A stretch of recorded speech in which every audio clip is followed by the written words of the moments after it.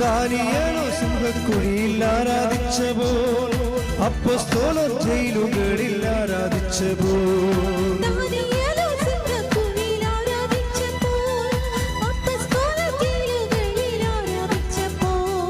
ദൈവജനം രക്തം ചിന്തി ആരാധിച്ചപ്പോൾ, കഷ്ടതയിൽ ഞങ്ങളങ്ങേ ആരാധിക്കുമ്പോൾ,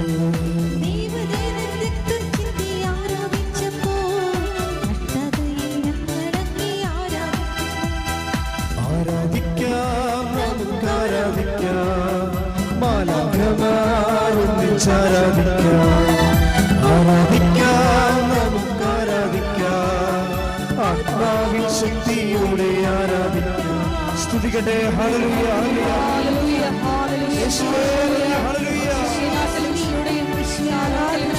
ആദ്യ സമവാളിൻ മുൻപിൽ ധീരതയോടെ ഹല്ലേലൂയ ഗീതം പാടി ആരാധിച്ചപ്പോൾ,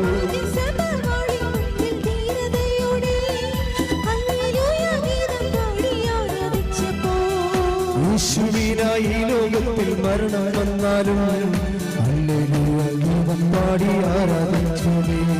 യേശുവിനായി ഈ ലോകത്തിൽ മരണം വന്നാലും ഹല്ലേലൂയ ഗീതം പാടി കരങ്ങൾ ഉയർത്തിച്ചുകൊണ്ട് ആരാധിക്കാം നമുക്ക് ആരാധിക്കാം, മാലാഖമാർ ഒന്നിച്ചാരാധിക്കാം, ആരാധിക്കാം നമുക്ക് ആരാധിക്കാം, ആത്മാവിൻ ശക്തിയോടെ ആരാധിക്കാം. സ്തുതിക്കട്ടെ. ഹല്ലേലൂയ ഹല്ലേലൂയ. ഏറ്റവും വലിയ അനുഗ്രഹം എന്ന് പറയുന്നത് ദൈവ അനുഭവത്തെക്കുറിച്ചാണ്. ഇപ്പം നിങ്ങൾ ജോലി വേണം, വീട് വേണം, വിവാഹം നടക്കണം, ജപ്തി നടപടി ഒഴിവാകണം, അങ്ങനെ ഒത്തിരിയേറെ സങ്കടം വരുന്ന ഒത്തിരിയേറെ ജീവിത വിഷയങ്ങളോട് നമ്മൾ ഏറ്റുമുട്ടുകയല്ലേ. കച്ചവടം നടക്കുന്നവർക്ക് ഇപ്പോൾ ബിസിനസ്സിലുണ്ടാകുന്ന തകർച്ച, ശരിക്കും തോന്നുന്നു ദൈവത്തിന് ഒരു സെക്കൻഡ് മതിയെന്ന് തോന്നണേ നമ്മുടെ വിഷയം പരിഹരിക്കാൻ. ഒരു സെക്കൻഡ്. കഴിഞ്ഞ ദിവസങ്ങളിൽ ഇവിടെ ഞാൻ നിൽക്കുമ്പോൾ ഒരു മനുഷ്യൻ എഴുതിക്കൊണ്ട് വന്നിരിക്കുന്നത് 33 കോടി രൂപ കടമുണ്ടെന്നാണ്. 33 കോടി രൂപ കടം. വെള്ളച്ചീട്ടിലാണല്ലേ ഈ കുടുംബ പ്രശ്നങ്ങൾ പറയുന്ന വെള്ളച്ചീട്ടാണ് അല്ലേ. അതായത് കടാവന്നവർ പരീക്ഷക്കാർക്ക് കുങ്കുമ നിറമുള്ള അല്ലെങ്കിൽ ഓറഞ്ച് നിറമുള്ള സീറ്റായിരിക്കും. +1കാർക്ക് +2കാർക്ക് നീല നിറമുള്ള ചീട്ടാണ്. ആ ചീട്ട് കടം പറയാം വിഷയം. അപ്പോൾ കുടുംബ പ്രശ്നങ്ങൾ പറയുന്നത് വെള്ളച്ചീട്ടിലാണ്. വെള്ളച്ചീട്ട് വായിച്ച് നോക്കിയപ്പോൾ എഴുതിയിരിക്കുന്നത് 33 കോടി രൂപ കടമാണ്. അപ്പോൾ അതുമാത്രം എഴുതിയിട്ടുള്ള എൻ്റെ അടുത്ത് 33 കോടി രൂപ കടം. അപ്പോൾ ഞാനത് ചോദിച്ചു, ഇത് എന്താണിത്, പരിഹാരം എന്തെങ്കിലും മനസ്സിലുണ്ടോ എന്ന് ചോദിച്ചു. കാര്യം അദ്ദേഹത്തിൻ്റെ ബിസിനസ്സിനെ കുറിച്ച് സ്വാഭാവികമായിട്ട് നടക്കേണ്ട സ്വാഭാവിക സൊല്യൂഷനാണ് ഞാൻ ചോദിക്കുന്നത്. അതായത് ഡിവൈൻ സൊല്യൂഷനുണ്ട്. അയാൾക്ക് വേണ്ടത് മാനുഷിക സൊല്യൂഷനല്ലേ വേണ്ടത്. അപ്പോൾ അതിന് സ്വാഭാവികമായി അദ്ദേഹത്തിൻ്റെ ബിസിനസ്സുമായിട്ട് ചേർന്ന എന്താണ് സൊല്യൂഷനാണ് മനസ്സിലുള്ളതെന്ന് ചോദിച്ചു. അമ്മയടുത്ത് വന്ന് പറയണ മുമ്പ് നമ്മളത് ചോദിക്കുമല്ലോ. അത് ചിലത് ഞാൻ ചോദിക്കും. അപ്പോൾ അദ്ദേഹം പറഞ്ഞ്, അച്ഛാ ഗൾഫിൽ എൻ്റെ ഒരു ഓർഡർ റിജക്റ്റ് ചെയ്തതെന്ന് പറഞ്ഞു. അപ്പോൾ അത് 32 കോടി രൂപയുടെ ഓർഡറാണ് റിജക്റ്റ് ചെയ്തിരിക്കുന്നത്. കമ്പനി വരെ സ്കോഷായിപ്പോയി, സ്മാഷ്. അത് കമ്പനി നിലവില്ലാത്ത രീതിയിൽ കമ്പനി ലോക്ക്ഡൗൺ ആയി.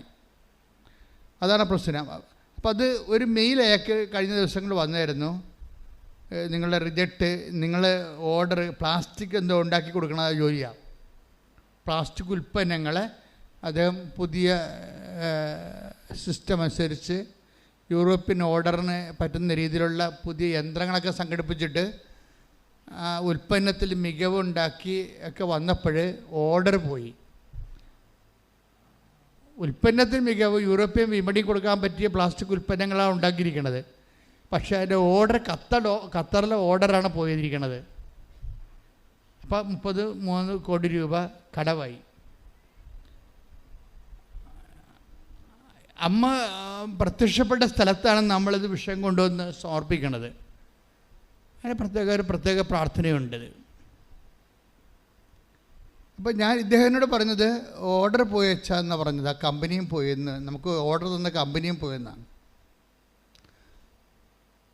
അപ്പോൾ ഇത് വന്ന് ഞാൻ അമ്മയോട് ഇതുപോലെ അങ്ങനെ പറയും, അവൻ്റെ ഓർഡർ തിരിച്ചു കൊടുക്കണം. കാര്യം തിരിച്ചു കൊടുക്കാൻ വല്ല മാർഗമുണ്ട്? കമ്പനി തന്നെ ഇല്ലാത്ത സ്ഥിതിക്ക് ഓർഡർ എങ്ങനെ തിരിച്ചു കൊടുക്കണത്? പക്ഷെ നമുക്കറിയാം ആരോടാണ് നമ്മൾ പറയണതെന്നത് നമുക്കറിയാം, എവിടെയാണ് നമ്മൾ നിൽക്കുന്നതെന്നും അറിയാം. ഇങ്ങനെ ഈ ദൈവത്തിലേക്ക് വരുമ്പോൾ കുറേ കാര്യങ്ങൾ നമ്മൾ അറിയണം. എവിടെയാണ് വന്ന് നിൽക്കുന്നത്, ആരോടാണ് പറയണത്, എന്താണ് പറയണത്, ഈ വിഷയത്തെക്കുറിച്ചൊക്കെ നമുക്കൊരു മിനിമം നോളജ് ഉണ്ടാകണം. ഇനി പറയണ രീതിക്ക് നമുക്കതിനുള്ള ഒരു കപ്പാസിറ്റി എപ്പോഴും എൻ്റെ മക്കളുണ്ടാക്കിയെടുക്കേണ്ടത് ദൈവവുമായിട്ടൊരു പേഴ്സണൽ റിലേഷൻസ് ഉണ്ടാക്കിയെടുക്കണം. നിങ്ങൾക്ക് പേഴ്സണൽ റിലേഷൻ ഇല്ലെന്ന് ഞാൻ പറയണില്ല, പക്ഷേ നിങ്ങളുടെ വിഷയവുമായിട്ടാണ് പേഴ്സണൽ റിലേഷൻ ഉള്ളത്. ഉടമ്പടി പരാജയപ്പെടുന്നതിൻ്റെ കാരണം നമ്മൾ ആ വിഷയവുമായിട്ട് നമുക്ക് പേഴ്സണൽ റിലേഷൻ, വ്യക്തിപരമായ റിലേഷൻ ഉണ്ടോ എന്ന് ചോദിച്ചു കഴിഞ്ഞാൽ ഉണ്ട്. എന്തുമായിട്ടാണ്? നിങ്ങളുടെ വിഷയം, ജോലി പോയെന്ന ആ വിഷയവുമായിട്ട് നിങ്ങൾക്ക് പേഴ്സണൽ റിലേഷൻ ഉള്ളത്. അല്ലെങ്കിൽ നിങ്ങൾ പരീക്ഷ എഴുതി, നിങ്ങൾ പരീക്ഷ ക്വസ്റ്റ്യൻസ് ഒന്നും വന്നില്ല, എഴുതിയെല്ലാം തെറ്റാണെന്ന് നിങ്ങൾക്കറിയാം. അയ്യോ തെറ്റാണല്ല, ഇതിൻ്റെ റിസൾട്ട് എന്ത് കുളവാകുമല്ലോ. അപ്പോൾ വിഷയവുമായിട്ടാണ് നിങ്ങൾക്ക് പേഴ്സണൽ റിലേഷൻ ഉള്ളത്. ഇതൊരു പാരഡൈം ഷിഫ്റ്റിൽ വരണം, നേരെ തിരിച്ച് വരണം. യുക്കട്ടെടുത്ത് വരിക എന്ന് പറയില്ല, അതുപോലെ എന്താണ് വിഷയവുമായിട്ട് നമുക്ക് യാതൊരു ബന്ധവുമില്ല. പിന്നെ എന്താണ്? ദൈവവുമായിട്ട് ബന്ധം. ഉടമ്പടിയിലെ ഫോർമുല എല്ലാം നിങ്ങളെ ദൈവവുമായിട്ട് പേഴ്സണൽ ബന്ധപ്പെടുത്തുന്ന ഫോർമുല ഉള്ളത്, വിഷയവുമായി ബന്ധപ്പെടുത്തുന്ന ഫോർമുലയൊന്നുമില്ല. അതുകൊണ്ടാണ് നമ്മുടെ പ്രാർത്ഥനകളെല്ലാം വളരെ മൈൽഡ് പ്രാർത്ഥനകളാണ്. അല്ലാതെ കാറിക്കൂവി ബഹളം ഉണ്ടാക്കി സ്തുതിച്ച് പറച്ച് തല്ലി വീഴണ അങ്ങനെയുള്ള കലാപരിപാടികളൊന്നും ഉടമ്പടി പ്രാർത്ഥനകളില്ല. എന്നാൽ ഞാൻ പ്രൊമോട്ട് ചെയ്യത്തുമില്ല. കാര്യം ആ ഒരു സ്ഥലമല്ല ഇത്. നിങ്ങൾക്ക് അങ്ങനെയൊക്കെ തോന്നുമായിരിക്കുക, നിങ്ങളൊക്കെ കേട്ട് സ്തുതിച്ച് വിറച്ച് തല്ലി വീഴണമെന്ന്. ഇവിടെ വീഴാൻ സമ്മതിക്കുക, വീണ് കഴിഞ്ഞാൽ അപ്പം അത് പൊക്കിക്കൊണ്ട് വെള്ളം കൊടുക്കുക, അതിനേ ഉള്ളൂ. അതെന്താ പ്രശ്നം വെച്ച് കഴിഞ്ഞാൽ ഇവിടെ ഒരു റിലേഷൻസ് ദൈവവുമായിട്ട് ഉണ്ടാക്കിയെടുക്കണം. അത് ദൈവത്തിന് തോന്നണം സത്യസന്ധമാണെന്ന്. നിങ്ങൾക്ക് തോന്നിയാൽ മാത്രം പോരാ, ദൈവത്തിന് തോന്നണം ഈ റിലേഷൻ സത്യസന്ധമാണെന്ന് തോന്നണം. കാര്യം ഇവിടെ പ്രോബ്ലം എപ്പോഴും വന്നിരിക്കുന്ന ഒരു വിഷയം എന്ന് പറയണത്, എല്ലാവർക്കും ദൈവമായിട്ട് ബന്ധമുണ്ട്, പക്ഷേ ഇഷ്യൂ ബേസ്ഡ് വരുമ്പോൾ നിങ്ങളുടെ സ്വന്തം സ്വഭാവം കാണിക്കും.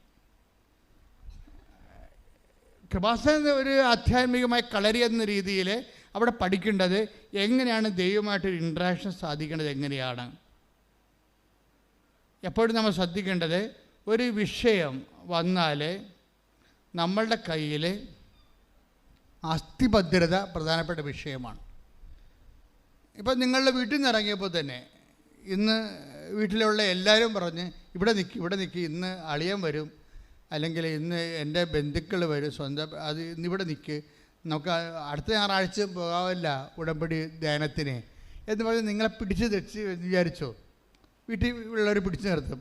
അവരുടെ ഉദ്ദേശം അവിടെ നിൽക്കുക എന്നുള്ളത് തന്നെ, അവർക്ക് വേറെ എന്തെങ്കിലുമൊക്കെ ഉദ്ദേശം ഉണ്ടാവും. അത് ദൈവികമായ ഉദ്ദേശമായിരിക്കത്തില്ല, മാനുഷികവും കുടുംബപരമായ ഉദ്ദേശമൊക്കെ ആയിരിക്കും. പക്ഷെ നിങ്ങൾ അവിടെ നിന്ന് സ്കൂട്ടായി ദൈവത്തിൻ്റെ അടുത്ത് വരികയും, അപ്പോൾ അതിനൊരു പോയിൻ്റ് ഉണ്ട്. ഇനി എന്താ കാര്യം? നിങ്ങൾക്ക് അവിടെ വീട്ടിൽ നിൽക്കാൻ കഴിയുമായിരുന്നിട്ടും അതിന് സമ്മർദ്ദം ഉണ്ടായിട്ടും നിങ്ങൾ അവിടെ നിന്ന് വന്ന് ദൈവവചനത്തെ അതിനേക്കാൾ പ്രാധാന്യമായിട്ട് കരുതിക്കൊണ്ട് ഇതിൽ ഇൻവെസ്റ്റ് ചെയ്തു. ഇതിൻ്റെ പേരിൽ വീട്ടിൽ ചെല്ലുമ്പോൾ ചിലപ്പോൾ നമ്മുടെ തന്ത തന്നെ നമ്മുടെ തന്തയ്ക്ക് വിളിച്ചെന്ന് വരും. തന്തമാർ തന്നെ നമ്മുടെ തന്തയ്ക്ക് വിളിക്കണ വരുന്നത്. അപ്പോൾ അതൊക്കെ നമ്മൾ സന്തോഷത്തോടെ കേട്ട് അതൊക്കെ അക്കൗണ്ടിലാക്കി വീണ്ടും ഒരു പോയിൻ്റ് ഉണ്ടാക്കും. നിങ്ങൾ ഒരു കാരണവശാലും വിട്ടുകൊടുക്കരുത്. ഇതൊരു യുദ്ധമാണ്. എന്ന് വെച്ചാൽ നമ്മളെ സംബന്ധിച്ചിടത്തോളം നമ്മുടെ മുമ്പിലുള്ളത് ദൈവവുമായിട്ട് ഒരു പ്രേസൻ. എന്താണെന്നറിയാമോ? ദൈവത്തിന് ഒരു പ്രശ്നമുണ്ട് വെച്ചാൽ, ദൈവം എന്തെങ്കിലും ക്രൂഷ്യൽ ഇഷ്യൂ ഉണ്ടാകുമ്പോൾ ദൈവം റിപ്പോർട്ട്, അപ്പോൾ മാത്രമേ പേഴ്സണൽ റിപ്പോർട്ട് പറയത്തുള്ളൂ. നിങ്ങളുടെ ജീവിതത്തിൽ ക്രൂഷ്യൽ ഇഷ്യൂ ഉണ്ടാകുമ്പോൾ മാത്രമേ ദൈവം നിങ്ങളുടെ പേഴ്സണൽ ദൈവം എന്താ എഴുതി വച്ചിരിക്കണമെന്ന് കാണിക്കത്തുള്ളൂ. നിങ്ങളുടെ ജീവിതത്തിൽ ഒരു പ്രത്യേക പ്രശ്നമുണ്ടായി, നിങ്ങളൊരു ക്രൂഷ്യൽ ഇഷ്യൂലായി, നിങ്ങൾക്ക് ദൈവത്തെ വിട്ട് നിൽക്കാൻ പറ്റാത്ത അവസ്ഥ, ദൈവം നിങ്ങളെ സഹായിച്ചാൽ മാത്രമേ നിങ്ങൾ നിലനിൽക്കത്തുള്ളൂ. അങ്ങനെയാണ് ക്രൂഷ്യൽ ഇഷ്യൂ എന്ന് പറയുന്നത്. ഞാൻ ഈ ഇടയ്ക്ക് ഈ ക്രൂഷ്യൽ ഇഷ്യൂ എന്നൊക്കെ പറയുമ്പോഴേ വല്യപ്പന്മാരൊക്കെ എന്നെ രൂക്ഷമായി നോക്കുന്നു, ഇത് വല്ല തെറിവല്ലോ ആയിരിക്കും അത്. ഞാൻ ഉദ്ദേശിക്കുന്നത് ഇത്രയേ ഉള്ളൂ. ഒരു വലിയ പ്രശ്നം ഉണ്ടായി വരുമ്പോഴേ അത് ദൈവം കനിഞ്ഞാൽ മാത്രമേ നമുക്ക് നിലനിൽപ്പുള്ളൂ. അങ്ങനെ ഒരു എഡ്ജിലാണ്, അറ്റത്താണ് നമ്മൾ നിൽക്കണം എന്നുണ്ടെങ്കിൽ ദൈവം ഉടനെ പേഴ്സണൽ ഡയറി കാണിക്കും. നമ്മൾ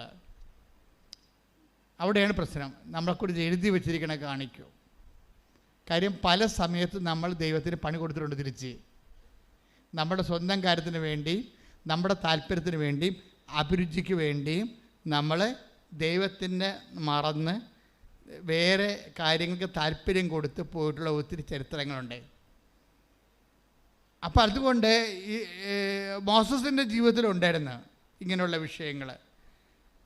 അപ്പോൾ ദൈവം പറഞ്ഞു, മോസസിനെ കുറിച്ച് നിങ്ങൾ കമൻറ്റ് ചെയ്യേണ്ട, ഐ നോ ഹിം എന്ന് പറഞ്ഞു. അതാണ് പ്രശ്നം. അത് പറയണം. Take the word of God. ശ്രദ്ധിക്കട്ടെ. ഹല്ലേലൂയ. പുറപ്പാട് 33:17. കേട്ടെ. പുറപ്പാട് 33:17 എന്താ പറയണേ? കർത്താവ് മോശയോട് പറഞ്ഞു, നീ ആവശ്യപ്പെട്ട ഈ കാര്യവും ഞാൻ ചെയ്യും. എന്തെന്നാൽ നീ എൻ്റെ പ്രീതി നേടിയിരിക്കുന്നു, നിന്നെ എനിക്ക് നന്നായി അറിയാം. ഇതാണ് പ്രശ്നം. നീ എൻ്റെ പ്രീതി നേടുക എന്ന് മരപ്പെട്ടിക്കും പറ്റും. പക്ഷേ അവസാനം പറഞ്ഞത് ഇത്തിരി പെസകാണ്. എന്താണ്? നിന്നെ എനിക്ക് ഫോർ ഗുഡ് ഓർ ബാഡ്, നന്നായിട്ടായാലും മോശമായിട്ടായാലും ഐ നോ യു. ഇതിൽ നിന്ന് നമുക്ക് രക്ഷപ്പെടാൻ പറ്റത്തില്ല. നന്നായിട്ടായാലും മോശമായിട്ടായാലും എനിക്ക് നിന്നെ അറിയാം. അപ്പം മോസസിനെ കുറിച്ച് അറിയാവുന്നത് നന്നായിട്ടാണ്. അതാ വിഷയം. നന്നായിട്ടാണെന്ന് വെച്ച് കഴിഞ്ഞാൽ അതായത് എൻ്റെ മക്കളെ, ഉടമ്പടി എന്ന് പറയുന്നത് ഞാൻ എപ്പോഴും പറയാം, ഇറ്റ്സ് എ ബൈലാറ്ററൽ എഗ്രിമെൻ്റ് എന്ന് പറയും. പേഴ്സൺ ടു പേഴ്സൺ എഗ്രിമെൻ്റാണ്. അതോടുകൂടി നമ്മൾ ഒരു തീരുമാനം എടുത്തിരിക്കുകയാണ്. എന്താണ്? ദൈവത്തിന് വേണ്ടി ജീവിക്കാൻ വേണ്ടി തീരുമാനം എടുക്കുകയാണ്. നമ്മുടെ വിഷയത്തിനല്ല പ്രാധാന്യം. പിന്നെ എന്താണ്? ദൈവമായിട്ടുള്ള പേഴ്സണൽ ബന്ധത്തിനാണ് പ്രാധാന്യം. ഇത് ഭയങ്കര സീരിയസ് ആയിട്ട് എടുക്കണേ. മോസസ് ഈ കണ്ട ജനങ്ങളെ മുഴുവനും ഈജിപ്തിൽ നിന്ന് വിളിച്ചിറക്കി മരുഭൂമിയിലൂടെ കൊണ്ടുപോകുമ്പോഴും ആ മനുഷ്യന് ദൈവത്തോട് മാത്രമായിരുന്നു കൂറ്, ജനങ്ങളോടുള്ള കൂറ്, ദൈവത്തോടെ കൂറ്. അതുകൊണ്ടാണ് ദൈവം പറയണത്, ഒരിക്കൽ മോസസ് സീനായ മലമുകളിലേക്ക് പോയി, പിന്നെ കാണാണ്ടായി. 5-6 ദിവസത്തെക്കുറിച്ച് മോസസിനെക്കുറിച്ച് ഒരു പിടിയുമില്ലാതെ. അപ്പം കുറേ ജനങ്ങൾ പറഞ്ഞ്, ജനങ്ങളുടെ കൂട്ടത്തിൽ എപ്പോഴും പ്രതിപക്ഷം ഉണ്ടാകും, ദൈവത്തിൻ്റെ പ്രതിപക്ഷം. കുടുംബത്തിലുണ്ട്, നിങ്ങളുടെ കുടുംബത്തിലുണ്ടാകും ദൈവത്തിൻ്റെ പ്രതിപക്ഷം. ദൈവത്തിൻ്റെ ഭരണകക്ഷ്യം ഉണ്ടാകും, ദൈവത്തിൻ്റെ പ്രതിപക്ഷം ഉണ്ടാകും. എന്തെങ്കിലും ഒരു ഇഷ്യൂ ഉണ്ടായി, കെട്ടിയെടുത്ത് ആലപ്പുഴ പോയില്ല, എന്നിട്ട് ഉണ്ടാക്കിയ ഇവിടെ ചോദിക്കൂ, എടി ഞാൻ വേല എടുത്തിട്ടാണ് കഞ്ഞി വെക്കുന്നത്, അല്ലാതെ ഉടമ്പടി എടുത്തിട്ടല്ല. അതാണ് ദൈവത്തിൻ്റെ പ്രതിപക്ഷം. അവനവരോ വേണ്ട. അത് എന്തെങ്കിലും ഈടറവ് വരുമ്പോൾ മാത്രമേ അത് ദൈവത്തിൻ്റെ പ്രതിപക്ഷം വരത്തുള്ളൂ. അല്ലെങ്കിൽ മിണ്ടാതെ അടങ്ങി ഒതുങ്ങി അവിടെ ഇരുന്നുള്ളൂ. നീ സാക്ഷ്യം പറഞ്ഞു കഴിഞ്ഞാൽ നിനക്ക് അനുഗ്രഹം കിട്ടി സാക്ഷ്യം പറഞ്ഞു എന്ന് പറഞ്ഞു ഒരു ഓയൊക്കെ വെച്ചാൽ അവിടെ ഇരുന്നോളൂ, കുഴപ്പമില്ല, ഉപദ്രവം ചെയ്യത്തില്ല. പക്ഷേ എന്തെങ്കിലും നമ്മളുടെ ജീവിതത്തിൽ വിശ്വാസത്തിന് എതിരെ സംഭവിച്ചാൽ ഈ പ്രതിപക്ഷം ശക്തി പ്രാപിക്കും. ഉടനെ ആങ്ങളെയാകാം, ചിലപ്പോൾ അയൽവാസിയാകാം, അപ്പനാകാം, അമ്മയാകാം, എല്ലാവരും വരും, രംഗത്ത് വരും. അപ്പോൾ അക്കാലങ്ങളിലൊക്കെ നിങ്ങൾ ചെയ്യേണ്ട സംഭവിച്ചു കഴിഞ്ഞാൽ അവർ പറഞ്ഞാൽ ശരിയായിരിക്കും, അറിയത്തില്ല എന്ന് പറയരുത്. നിങ്ങൾ സ്റ്റാൻഡ് എടുക്കണം. ദൈവത്തിൻ്റെ കൂടെയുള്ള ജീവിതത്തിൽ കോംപ്രമൈസ് ഇല്ലാത്ത, ഒത്തുതീർപ്പില്ലാത്ത സ്റ്റാൻഡ് എടുക്കണം. ഇതെല്ലാം പോയിൻറ്റ്സായിട്ട് മാറും. പോയിൻറ്റ്സായിട്ട് മാറി വരുമ്പോൾ കുറച്ച് കഴിയുമ്പോൾ ദൈവം തന്നെ പേഴ്സണലായിട്ട് നിങ്ങളുടെ മുമ്പിൽ പ്രത്യക്ഷമാകും പോലെയുള്ള അനുഭവങ്ങളുണ്ടാവും. അതുകൊണ്ടാണ് അച്ഛൻ ആദ്യമേ പറഞ്ഞത്, മക്കളെ വിഷയത്തെ പ്രാധാന്യം കൊടുക്കരുത്. നിങ്ങൾ ഉടമ്പടി എടുക്കുമ്പോൾ ചിന്തിക്കേണ്ട, ദൈവമേ ഞാനും നീയുമായിട്ടൊരു വ്യക്തിപരമായ ബന്ധമുണ്ടാകാൻ അത് ദൈവാനുഭവത്തിന് വേണ്ടി എന്നെ, മനസ്സിലായില്ലേ? ഉടമ്പടി പ്രാധാന്യം കൊടുക്കണത് എന്തിനാണ്? ദൈവാനുഭവം എന്ന് പ്രാർത്ഥിച്ചേ. കർത്താവേ, കർത്താവേ, ഞാൻ ചെയ്ത ഉടമ്പടി പാലിച്ചുകൊണ്ട് ഞാനും ദൈവവും തമ്മിലെ സ്വകാര്യമായ ഒരു ബന്ധത്തിന്റെ ദൈവിക അനുഭവത്തിനായി എന്നെ സഹായിക്കണമേ. ശ്രുതികട്ടെ ഹല്ലേലൂയ. പരിശുദ്ധ പരമ ദിവ്യകാരുണ്യത്തിന് ആരാധനയും സ്തുതിയും പുകഴ്ചയും ഉണ്ടായിരിക്കട്ടെ. അപ്പൊ മോസസിനോട് ദൈവം എന്താ പറഞ്ഞത്? എനിക്ക് നിന്നെ നന്നായി അറിയാം. അതെന്താ അറിവെന്ന് പറയണത്? വല്ലാത്ത ഒരറിവാണ്.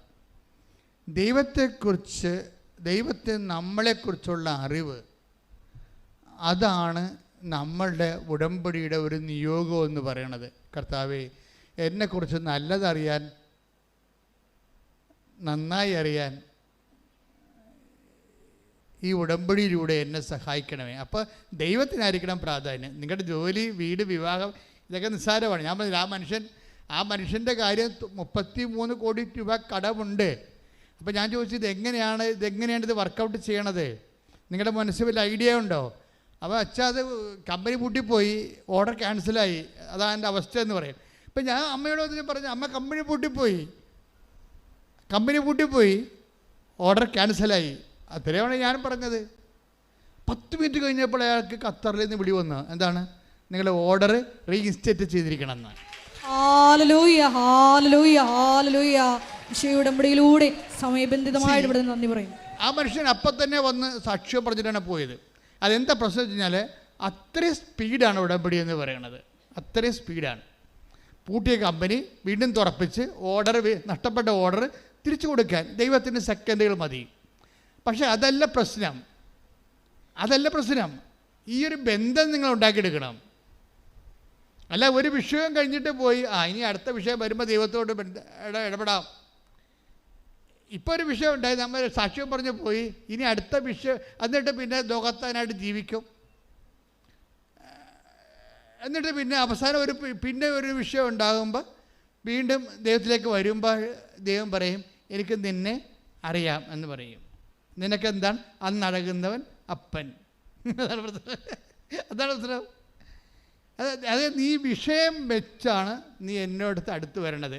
നിനക്ക് ഞാനല്ല പ്രശ്നം, വിഷയമാണ് പ്രശ്നം. വിഷയബന്ധിയാണ്, വ്യക്തിബന്ധിയല്ല. ഉടമ്പടിയിൽ എപ്പോഴും വരണ വിഷയം, ദൈവം ഒരു ഉടമ്പടി നിങ്ങളുടെ ഭൗതിക സാഹചര്യങ്ങളുടെയും സമ്മർദ്ദങ്ങളെയും ഉടമ്പടിയുടെ ഭാഗമാക്കാൻ കാരണം ദൈവം നിങ്ങളുടെ ജീവിതത്തിൽ ദൈവത്തെ ഒരു വിഷയമാക്കാൻ ആഗ്രഹിക്കുന്നത് കൊണ്ടാണ്. മനസ്സിലായ? Praise the Lord.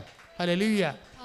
അതുകൊണ്ട് തന്നെ ഇന്ന് ഒരു ദൈവികമായ ലക്ഷ്യമുണ്ട്. എന്താണ്? ദൈവവും നിങ്ങളും തമ്മിൽ ഒരു ബന്ധമുണ്ടാകാൻ വേണ്ടിയാണ് ദൈവം നിങ്ങൾക്ക് സാഹചര്യത്തിൽ സമ്മർദ്ദം തന്നിട്ട് അത് ഉടമ്പടിയുടെ വിഷയമാക്കിയിരിക്കുന്നത്. അത് മനസ്സിലാക്കാനുള്ള ജ്ഞാനം വേണം. എന്ത് സംഭവിക്കുന്നു എന്നുള്ളതല്ല, എന്തിനു വേണ്ടി സംഭവിക്കുന്നു. അതാണ് സങ്കീർത്തനം നമ്മൾ 103:7 എടുത്ത് ശ്രുതികട്ടെ. ഹല്ലേലൂയ, ഹല്ലേലൂയ, ഹല്ലേലൂയ, ഹല്ലേലൂയ, ഹല്ലേലൂയ. യേശുവേ നന്ദി. ഹല്ലേലൂയ, ഹല്ലേലൂയ, ഹല്ലേലൂയ. യേശുവേ ആരാധന, യേശുവേ നന്ദി, മഹത്വം. 103-ാം സങ്കീർത്തനം 7-ാം തിരുവചനം. അവിടുന്ന് തൻ്റെ വഴികൾ മോശയ്ക്കും പ്രവർത്തികൾ ഇസ്രായേൽ ജനത്തിനും വെളിപ്പെടുത്തി. എന്ന് പറഞ്ഞ അവിടുന്ന് തന്റെ വഴികൾ മോശയ്ക്കും പ്രവർത്തികൾ ഇസ്രായേൽ ജനത്തിനും വെളിപ്പെടുത്തി. മോശ വീണ്ടും റെഫറൻസിൽ വരാൻ കണ്ട, മോശയും ദൈവവും തമ്മിൽ എന്താ പറയണത്? വഴികളാണ് മോശയ്ക്ക് വെളിപ്പെടുത്തുന്നത്. പിന്നെ ഉള്ള കക്ഷി ആരാണ്? ജനമാണ്, ഇസ്രായേൽ ജനം. ഇസ്രായേൽ ജനത്തിന് എന്താ വെളിപ്പെടുത്തുന്നത്? പ്രവർത്തികൾ. എന്ത് നടക്കുന്നു? ജോലി കിട്ടുന്നു, വിവാഹം നടക്കുന്നു, 20 കൊല്ലമായിട്ട് മക്കളില്ലാത്തവർക്ക് മക്കളുണ്ടാകുന്നു, എന്ത് നടക്കുന്നു എന്നാണ് ജനങ്ങളോട് പറയണത്. പക്ഷേ ദൈവം ഉദ്ദേശിക്കുന്ന ജനങ്ങളും ദൈവവും തമ്മിലുള്ള ബന്ധത്തെക്കാളുപരി മോസസും നീയും ദൈവവും തമ്മിലുള്ള ബന്ധമാണ് നീയും ദൈവവും തമ്മിൽ ഉണ്ടാകാൻ ദൈവം ആഗ്രഹിക്കുന്നത്. കാര്യം എന്താണ്? പ്രവർത്തികളാണ് ജനത്തിന് വെളിപ്പെടുത്തുന്നത്. മോസസിന് വെളിപ്പെടുത്തുന്നത് എന്താണ്? വഴികളാണ്. എന്തുകൊണ്ട് നടക്കുന്നു? സാധാരണ വഴികൾ. എന്തുകൊണ്ടാണിത് നടക്കുന്നത്? ഈ വിവാഹം എന്താ ഇത്രയും താമസിച്ചത്? നിങ്ങളും ദൈവവുമായിട്ട് അതിൻ്റെ വഴിയിൽ അതിൻ്റെ പേരിൽ ഒരു ബന്ധമുണ്ടാകാൻ വേണ്ടി. എന്താ 20 കൊല്ലം ഉണ്ടാക്കാതിരുന്നിട്ട് ഇവിടെ ആൾക്കാരെ വന്നപ്പോൾ കുഞ്ഞുങ്ങളുണ്ടായത്? നീയും ദൈവവും തമ്മിൽ ബന്ധമുണ്ടാകാൻ വേണ്ടി. അതാണ് സംഭവം. അപ്പോൾ പ്രവർത്തികൾ അതായത് പ്രവർത്തികൾ ജനത്തിനാം, വഴികൾ ഇസ്രയേലിനുമാണ്. അപ്പോൾ വഴികൾ മോസസിനുമാണ് വെളിപ്പെടുത്തുന്നത്. അപ്പോൾ ഉടമ്പടി ലക്ഷ്യം വഴികൾ വെളിപ്പെടുത്തി കിട്ടണം. നമ്മുടെ ഓരോ കാരണം, ഇപ്പം നിങ്ങൾക്ക് കടമുണ്ട്, അല്ലെങ്കിൽ നിങ്ങൾക്ക് രോഗമുണ്ട്, അല്ലെങ്കിൽ നിങ്ങൾക്ക് മക്കളില്ല, അല്ലെങ്കിൽ നിങ്ങൾക്ക് വഴിയില്ല, വീടില്ല, അതെല്ലാം ഉടമ്പടി വഴി കിട്ടുമ്പോൾ അതെല്ലാം പ്രവർത്തികളെ ആകുന്നുള്ളൂ. പക്ഷെ ദൈവം ഉദ്ദേശിക്കുന്നത്, നീ ഉദ്ദേശിക്കുന്ന പ്രവർത്തികളായിരിക്കും. ദൈവം ഉദ്ദേശിക്കുന്ന പ്രവൃത്തിയല്ല, വഴിയാണ്. എന്താണ്? എന്തിനു വേണ്ടിയാണ്? വഴിയില്ലാത്ത എത്രയോ പേര് ലോകത്തുണ്ട്, മക്കളില്ലാത്ത എത്ര പേര് ലോകത്തുണ്ട്, മക്കൾ കല്യാണം ഒക്കാത്ത എത്ര പേര് ലോകത്തുണ്ട്, ജോലിയില്ലാത്ത എത്ര പേര് ലോകത്തുണ്ട്. Then why you? അങ്ങനെ ഒത്തിരി പേര് നിൻ്റെ പ്രശ്നങ്ങളുണ്ടെങ്കിലും നിന്നെ മാത്രം എന്തിന് കൃപാസനത്തെ വിളിച്ചു, നിന്നെ മാത്രം എന്തിന് ഉടമ്പടി ഭാഗമാക്കി? അത് ദൈവത്തിൻ്റെ പ്രവൃത്തിയാണ്. എന്താ കാര്യം അത്? അതായത് ദൈവത്തിൻ്റെ വഴിയാണ്. എന്നുവെച്ചാൽ ദൈവത്തിൻ്റെ ഉദ്ദേശം നീയും ദൈവവും തമ്മിൽ ഒരു വ്യക്തിപരമായ ബന്ധമുണ്ടാകുകയാണ് ഉദ്ദേശം.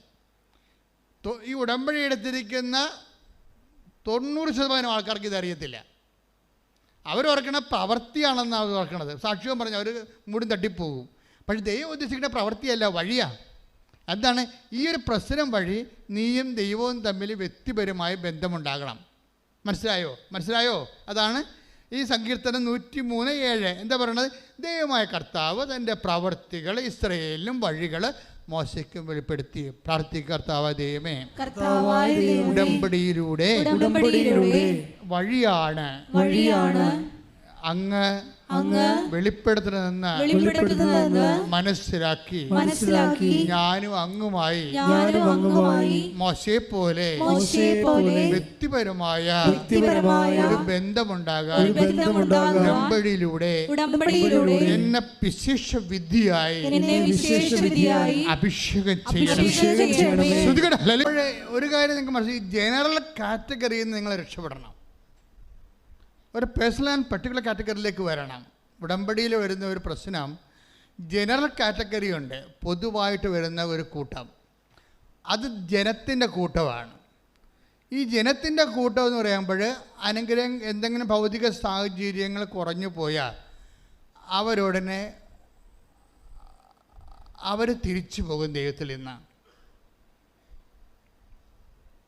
മനസ്സിലായില്ലേ? അതെപ്പോഴും ജനറൽ കാറ്റഗറിയിലുള്ള എന്താണ്, ഏതെങ്കിലും സമയത്ത് ഒരു മൈനസ് പോയിൻ്റ് വന്നാൽ വിശ്വാസത്തിൽ തെറിച്ചു പോകാൻ സാധ്യതയുള്ള ആൾക്കാരാണ് ജനറൽ കാറ്റഗറി വരണത്. പൊതുവായിട്ടുള്ള കാറ്റഗറി. ഈജിപ്തുകാരിൽ നിന്ന് അവരെ കൊണ്ടുവന്നില്ലേ, ചെങ്കടൽ പിളർത്തിക്കൊണ്ടുവന്നതാണ്. എന്നിട്ട് ആ കക്ഷികൾ പറഞ്ഞു, ഞങ്ങൾക്ക് വിശക്കണേ, ഞങ്ങൾക്ക് ഈജിപ്തിലെ ഇറച്ചി ചട്ടിയെക്കുറിച്ച് ഓർക്കുമ്പോൾ ഞങ്ങൾക്ക് വായു വെള്ളം ഊറണ്, ഞങ്ങൾക്ക് തിരിച്ചു പോകണമെന്ന് പറഞ്ഞു. അടിമത്തമാണെങ്കിലും കുഴപ്പമില്ല, ഞങ്ങൾക്ക് തിരിച്ചു പോയ ദൈവത്തെ വേണ്ട, ഇറച്ചിച്ചട്ടി മതിയെന്ന് പറഞ്ഞുകൊണ്ട് തിരിച്ചു പോകാൻ. അപ്പം തിരിച്ചു പോകാനുള്ള ആ വിശ്വാസത്തിൽ നിന്ന്, ദൈവവുമായുള്ള വ്യക്തിപരമായ ബന്ധത്തിൽ നിന്ന്, പകൽ തീത്തൂണും രാത്രി തീത്തൂണും പകൽ മെഘസ്തംഭവുമായി നയിച്ച ദൈവത്തിൻ്റെ പരിപാലനയുടെ ആ ഒരു വളരെ കോഡിലായിട്ടൊരു സോണിൽ നിന്ന് തെറിച്ചു പോകാൻ വേണ്ടി ജഡിക മനുഷ്യന് എപ്പോഴും ഒരു പ്രലോഭനം വന്നുകൊണ്ടിരിക്കും. പക്ഷേ ഈ പ്രലോഭനം വന്നുകൊണ്ടിരിക്കുമ്പോൾ ദൈവം എന്നാ ചെയ്യണമെന്ന് വെച്ച് കഴിഞ്ഞാൽ, ഇവൻ ഡേഞ്ചർ സോണിലാണ്, ഇവനെ എപ്പോഴെങ്കിലുമായിട്ട് ദൈവം എലിമിനേറ്റ് ചെയ്തിരിക്കും. ഒരിക്കലും വിശ്വാസത്തിലും തിരിച്ചു പോകണമെന്ന് നിങ്ങൾക്ക് തോന്നിയാൽ, ഏതെങ്കിലും ഭൗതിക സാഹചര്യം ലഭിക്കാതിരിക്കുകയോ, നിങ്ങൾ ആഗ്രഹിച്ച ജോലി, നിങ്ങൾ ആഗ്രഹിച്ച പ്രമോഷൻ, നിങ്ങൾ ആഗ്രഹിച്ച പറമ്പ് നിങ്ങൾക്ക് കിട്ടാതിരിക്കുന്നതിൻ്റെ പേരിൽ നിങ്ങൾക്ക് പ്രാർത്ഥന മുടങ്ങുകയോ ഉടമ്പടിയുടെ നിബന്ധനകൾ മുടങ്ങുകയോ ചെയ്താൽ നിങ്ങൾ തിരിച്ചു പോകുന്ന കൂട്ടത്തിലാണ് കാറ്റഗറൈസ് ചെയ്തിരിക്കുന്നത്. അപ്പോൾ എന്താ, ജനറൽ കാറ്റഗറിയിൽ തിരിച്ചുപോക്കുകാരുടെ കൂട്ടത്തിലിട്ടിരിക്കുകയാണ്. തിരിച്ചുപോക്കുകാരെന്താണ് പറയണത്? അത് അവർ എന്താ പറയണത്? 16:3 എടുത്ത് ശ്രദ്ധിക്കട്ടെ. ഹല്ലേലൂയ, ഹല്ലേലൂയ, ഹല്ലേലൂയ, ഹല്ലേലൂയ, ഹല്ലേലൂയ. യേശുവേ നന്ദി. ഹല്ലേലൂയ, ഹല്ലേലൂയ, ഹല്ലേലൂയ, ഹല്ലേലൂയ, ഹല്ലേലൂയ. പുറപ്പാട് 16:3. ആ, ഇസ്രായേൽക്കാർ അവരോട് പറഞ്ഞു, ഈജിപ്തിൽ ഇറച്ചി പാത്രത്തിന് അടുത്തിരുന്ന് അടിപൊളി. തൃപ്തിയാവോളം അപ്പം തിന്നുകൊണ്ടിരുന്നപ്പോൾ കർത്താവിന്റെ കരത്താൽ കൊല്ലപ്പെട്ടിരുന്നുവെങ്കിൽ എത്ര നന്നായിരുന്നു. എന്നാൽ സമൂഹം മുഴുവനെയും പട്ടിണിയിട്ട് കൊല്ലാനായി ഞങ്ങളെ ഈ മരുഭൂമിയിലേക്ക് നിങ്ങൾ കൊണ്ടുവന്നിരിക്കുന്നു. അപ്പൊ ദൈവത്തിന്റെ പരിപാലനയിൽ അവർ വിശ്വസിക്കണില്ല. മറിച്ച് ഇന്നലെയുള്ള കാലങ്ങളിലെ വിശ്വാസരാഹിത്യത്തിൻ്റെ കാലങ്ങളിൽ ദൈവത്തെ മറന്ന് ജീവിച്ചപ്പോൾ ഏത് ബാറിലും അവർക്ക് കയറാൻ പറ്റുമായിരുന്നു. അതാണ് പ്രശ്നം. ദൈവത്തെ മറന്ന് ജീവിച്ച കാലത്തെ ഞായറാഴ്ച തന്നെ അവർക്ക് പള്ളിയിൽ പോകണമെന്ന് നിർബന്ധമൊന്നും ഇല്ലായിരുന്നു. അവർക്ക് ആ സമയത്തൊക്കെ അവർ വേറെ പല അമ്യൂസ്മെൻറ്റുകളും ചെയ്തുകൊണ്ടിരുന്ന കാലമാണ്. ആ കാലത്തിലേക്ക് തിരിച്ചു പോകാൻ എപ്പോഴും നമുക്ക് തോന്നും. ഇപ്പം നമ്മൾ തിരിച്ച് വന്നിരിക്കണത് എന്തെങ്കിലും അനുഗ്രഹം കിട്ടുമെന്ന് വിചാരിച്ചിട്ടാണ്. അത് കിട്ടാനത് താമസിക്കുകയാണെങ്കിൽ തിരിച്ചു പോകണമെന്ന് തോന്നും. ഇതൊരു പ്രവണതയാണ് ശരിക്കും പറഞ്ഞാൽ. നിങ്ങൾ തന്നെ മനസ്സിലാക്കിയില്ലെങ്കിൽ ദൈവം നിങ്ങളേതെല്ലാം മനസ്സിലാക്കിയിട്ടുണ്ട്. അതാണ് പ്രശ്നം. മോസസിനോട് പറയും, ജനത്തിനെയും ദൈവത്തിനും അറിയാം, മോസസിനെയും അറിയാം. ദൈവത്തിനെ കൊണ്ട് പറയിപ്പിക്കാതിരിക്കുന്നതാണ് ആധ്യാത്മികമായ വിവേചകം എന്ന് പറയുന്നത്. എന്താ കാര്യം? ഈ തിരിച്ചു പോകണമെന്ന് പറഞ്ഞ് ജനത്തിന് എന്താ സംഭവിക്കണമെന്ന് നമുക്ക് നോക്കാം. തിരിച്ചു പോകണമെന്ന് പറഞ്ഞ് ജനത്തിനെ കൊല്ലാനൊന്നും മോസസിനോട് പറഞ്ഞിട്ടില്ല. പക്ഷേ മോസസ് അത് ചെയ്തിരിക്കും. അതാണ് മോസസ്.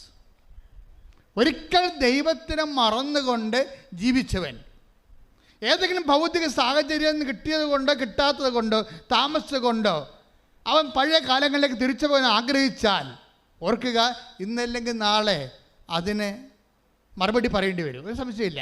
തിരിച്ചു പോകാൻ ചിന്തിച്ചാൽ മാത്രം മതി. ദൈവിക മേഖലയും ദൈവിക കൃപയും ഇന്ന് ഭൗതികമായ നക്കാപ്പിച്ച അനുഗ്രഹത്തിൻ്റെ പേരിൽ അത് കിട്ടിയത് കൊണ്ട് കിട്ടാത്തത് കൊണ്ട് കുറഞ്ഞു പോയത് കൊണ്ട് പ്രാർത്ഥന മുടക്കാവുന്നോ, ദൈവികമായ ജീവിതത്തിൻ്റെ ആ ചൈതന്യത്തിൽ നിന്ന് വിട്ടുപോകാവുന്നോ നിങ്ങൾ ചിന്തിച്ചാൽ പിന്നെ തീരുമാനങ്ങൾ പെട്ടെന്ന് വരും. എന്ത് സംഭവം എന്നറിയാമോ? അത് അറിയണം. എന്തുണ്ടെങ്കിൽ പുറപ്പാട് 32:7 32:7 പുറപ്പാട് 32:7 ശ്രുതികട്ടെ. ഹല്ലേലൂയ, ഹല്ലേലൂയ, ഹല്ലേലൂയ, ഹല്ലേലൂയ. യേശുവേ നന്ദി. ഹല്ലേലൂയ, ഹല്ലേലൂയ. പുറപ്പാട് 32:7 കർത്താവ് മോശയോട് അരുളി ചെയ്തു, ഉടനെ താഴേക്ക് ചെല്ലുക. നീ ഈജിപ്തിൽ നിന്ന് കൂട്ടിക്കൊണ്ടുവന്ന നിന്റെ ജനം തങ്ങളെ തന്നെ ദുഷിപ്പിച്ചിരിക്കുന്നു. ഞാൻ നിർദ്ദേശിച്ച മാർഗത്തിൽ നിന്ന് അവർ പെട്ടെന്ന് വ്യതിചലിച്ചു. പെട്ടെന്ന് ഉടമ്പടിയിൽ നിന്ന് പെട്ടെന്ന് പോവുകയാണ് ജനം. സീനായിൽ നിന്ന് ഉടമ്പടി കൊടുത്തതിന് ശേഷം ജനം പെട്ടെന്ന് ഉടമ്പടിയിൽ 6 ദിവസമായിട്ട് മോസസിനെ കണ്ടില്ല. 6 ദിവസമായിട്ട് നമ്മൾ വിചാരിച്ച അനുഗ്രഹങ്ങളിൽ നമുക്ക് കിട്ടണില്ല എന്നുണ്ടെങ്കിൽ ചില ആൾക്കാർ പെട്ടെന്ന് ഉടമ്പടിയിൽ നിന്ന് പോകും. ആ പെട്ടെന്ന് വാക്ക് ഉപയോഗിക്കേണ്ട കാര്യമുണ്ടാ? നമ്മളെ കാണിക്കണ കാട്ടായമാണ് ആ സംഭവം. നീ താഴേക്ക് ചെല്ലുക. ഒന്നുകൂടെ വായിച്ചത്. കർത്താവ് മോശയോട് അരുളി ചെയ്തു എന്ന് പറഞ്ഞേ. കർത്താവ് മോശയോട് അരുളി ചെയ്തു, ഉടനെ താഴേക്ക് ചെല്ലുക. നീ ഈജിപ്തിൽ നിന്ന് കൂട്ടിക്കൊണ്ടുവന്ന നിന്റെ ജനം എന്റെ ജനം തങ്ങളെ തന്നെ ദുഷിപ്പിച്ചിരിക്കുന്നു. ഞാൻ നിർദ്ദേശിച്ച മാർഗത്തിൽ നിന്ന് ഉടമ്പടിയാണ്. ഞാൻ നിർദ്ദേശിച്ച മാർഗം എന്ന് പറഞ്ഞ ഉടമ്പടിയാണ്. ഞാൻ നിർദ്ദേശിച്ച മാർഗത്തിൽ നിന്ന് അവർ പെട്ടെന്ന് വ്യതിചലിച്ചിരിക്കുന്നു. Praise the Lord. അപ്പൊ ഉടമ്പടിയിൽ നിന്ന് ജഡിക മനുഷ്യർക്ക് പെട്ടെന്ന് വ്യതിചലിക്കാൻ പറ്റും. ഉടമ്പടിയുടെ നിബന്ധനകളിൽ നിന്ന് നിനക്ക് പെട്ടെന്ന് വ്യതിചലിക്കാൻ പറ്റിയാൽ നിന്റെ തല ചോപ്പ് ചെയ്യാൻ സമയമായെന്ന് നടത്താം. എന്നുവെച്ചാൽ ചായ അടിക്കാനല്ല, വെട്ടിക്കളയാൻ. എന്നുവെച്ചാൽ ഞാൻ നിന്നെ ഓഹരിയിൽ നിന്ന് നിന്നെ മാറ്റിക്കളയപ്പോൾ. മോസസ് പിന്നെ പറയുന്ന ഭാഗങ്ങൾ താഴെ ഉണ്ടെന്ന് വായിച്ചേ. അവർ ഒരു കാളക്കുട്ടിയെ വാർത്തെടുത്ത് അതിനെ ആരാധിക്കുകയും അതിന് ബലിയർപ്പിക്കുകയും ചെയ്തിരിക്കുന്നു. ഇസ്രായേലേ, നിന്നെ ഈജിപ്തിൽ നിന്ന് കൊണ്ടുവന്ന ദേവന്മാർ ഇതാ എന്ന് അവർ പറഞ്ഞിരിക്കുന്നു. പണിപാളി കണ്ടാ. അതായത് ദൈവം ഇത്രയും പരിപാലിച്ച് ഈ ജനത്തിനെ വാഗ്ദാന നാട്ടിലോട്ട് കൊണ്ടുപോവുകയാണ്. അതിൻ്റെ മധ്യത്തിൽ വാഗ്ദാനം പ്രാപിക്കുന്നതിൻ്റെ ഇനി സമയങ്ങൾ മാത്രം ബാക്കി നിൽക്കുമ്പോഴേ ഈ ജനത്തിന് ഉടനെ ജനം പറയണേ, ഒരു ഏതെങ്കിലും ഒരു കാലത്ത്, ഉടമ്പടി കാലത്ത് ഒരു 0 ഹവർ ഉണ്ടാകും. ഇത് അപകടം പിടിച്ച സംഭവമാണ്. വിമാനം ഇങ്ങനെ പോയി കണ്ടിരിക്കുന്ന സമയത്ത് പെട്ടെന്ന് എയർ പോക്കറ്റ് വരത്തില്ലേ, അപ്പോൾ തന്നെ വിമാനം കുത്തിക്കൊണ്ട് വരും താഴേക്ക്. അപ്പോൾ നമ്മളവർക്ക് ഇപ്പോൾ ഇത് താഴേക്ക് വീഴുമെന്ന്, പിന്നെ അത് നേരെയാകും. അപ്പോൾ ഉടമ്പടി കാലത്ത് ഏതെങ്കിലും സമയത്ത് ഉടമ്പടി എടുത്തതിനേക്കാൾ കഷ്ടമായിട്ടുള്ള ജീവിതാനുഭവങ്ങളുണ്ടാകും നമുക്ക്. ഉടമ്പടിയിലൂടെ നമ്മൾ പോവുകയാണ്. പക്ഷേ ഏതെങ്കിലും 2 ആഴ്ച, ഒരാഴ്ച അല്ലെങ്കിൽ ഒരു മാസം കഴിയുമ്പോൾ നമ്മൾ ഉടമ്പടി എടുക്കുന്നതിന് മുമ്പ് നമുക്കുണ്ടായതിനേക്കാൾ ക്ലേശം പിടിച്ച ചില സാഹചര്യങ്ങൾ വരും. അത് നമ്മൾ മനസ്സിലാക്കണം. അത് ഇതിനകത്തുള്ളതാണത്. ഇപ്പം നോക്കിയാൽ ഉടമ്പടി ജനമാണ്. മോസസിനെ കാണാനില്ല, ദൈവത്തിനെ കാണാനില്ല, പ്രാർത്ഥിക്കാൻ പറ്റണില്ല, പ്രാർത്ഥനയുടെ ഉത്തരമില്ല, എല്ലാത്തിനും പ്രാർത്ഥിക്കുന്നതിന് ഘടകവിരുദ്ധമായ സംഭവങ്ങളാണ് നടന്നുകൊണ്ടിരിക്കുന്നത്. അപ്പോൾ ജനം എന്താ വിചാരിക്കണത്? ജനം ഉടനെ മനസ്സുകൊണ്ട്, അവരാരും നടന്നു പോകാൻ പറ്റത്തില്ല, പക്ഷെ അവർ മനസ്സുകൊണ്ട് തിരിച്ചുപോയി. എന്താ പറഞ്ഞ? മനസ്സുകൊണ്ട് ഞാൻ തിരിച്ചുപോയി. ഒരിക്കൽ തിരിച്ചു പോകണമെന്ന് വിചാരിച്ചവൻ എപ്പോഴായാലും അവൻ തിരിച്ചു പോയിരിക്കും. ഒരിക്കൽ തിരിച്ചു പോകണമെന്ന് വിചാരിച്ചവൻ, ഇപ്പം ചില ആൾക്കാർ നോൻപിന് വെള്ളം അവിടെ നിർത്തിയിട്ടില്ലേ, എന്നിട്ട് ഈസ്റ്ററിനെ ഘോഷിക്കാമെന്ന് പറഞ്ഞിരിക്കണില്ലേ? പേപ്പട്ടി നിൻ്റെ കാര്യത്തിൽ തീരുമാനമായിട്ടുണ്ട്, ഒരു സംശയമില്ല. നീ ദൈവത്തെ വഞ്ചിക്കുകയാണ്.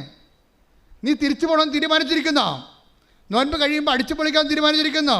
എന്നാൽ പിന്നെ ഇപ്പം അടിച്ചു പൊളിക്കാൻ പറ്റില്ല. നീ എന്താ ദൈവത്തെ പറ്റിക്കണേ?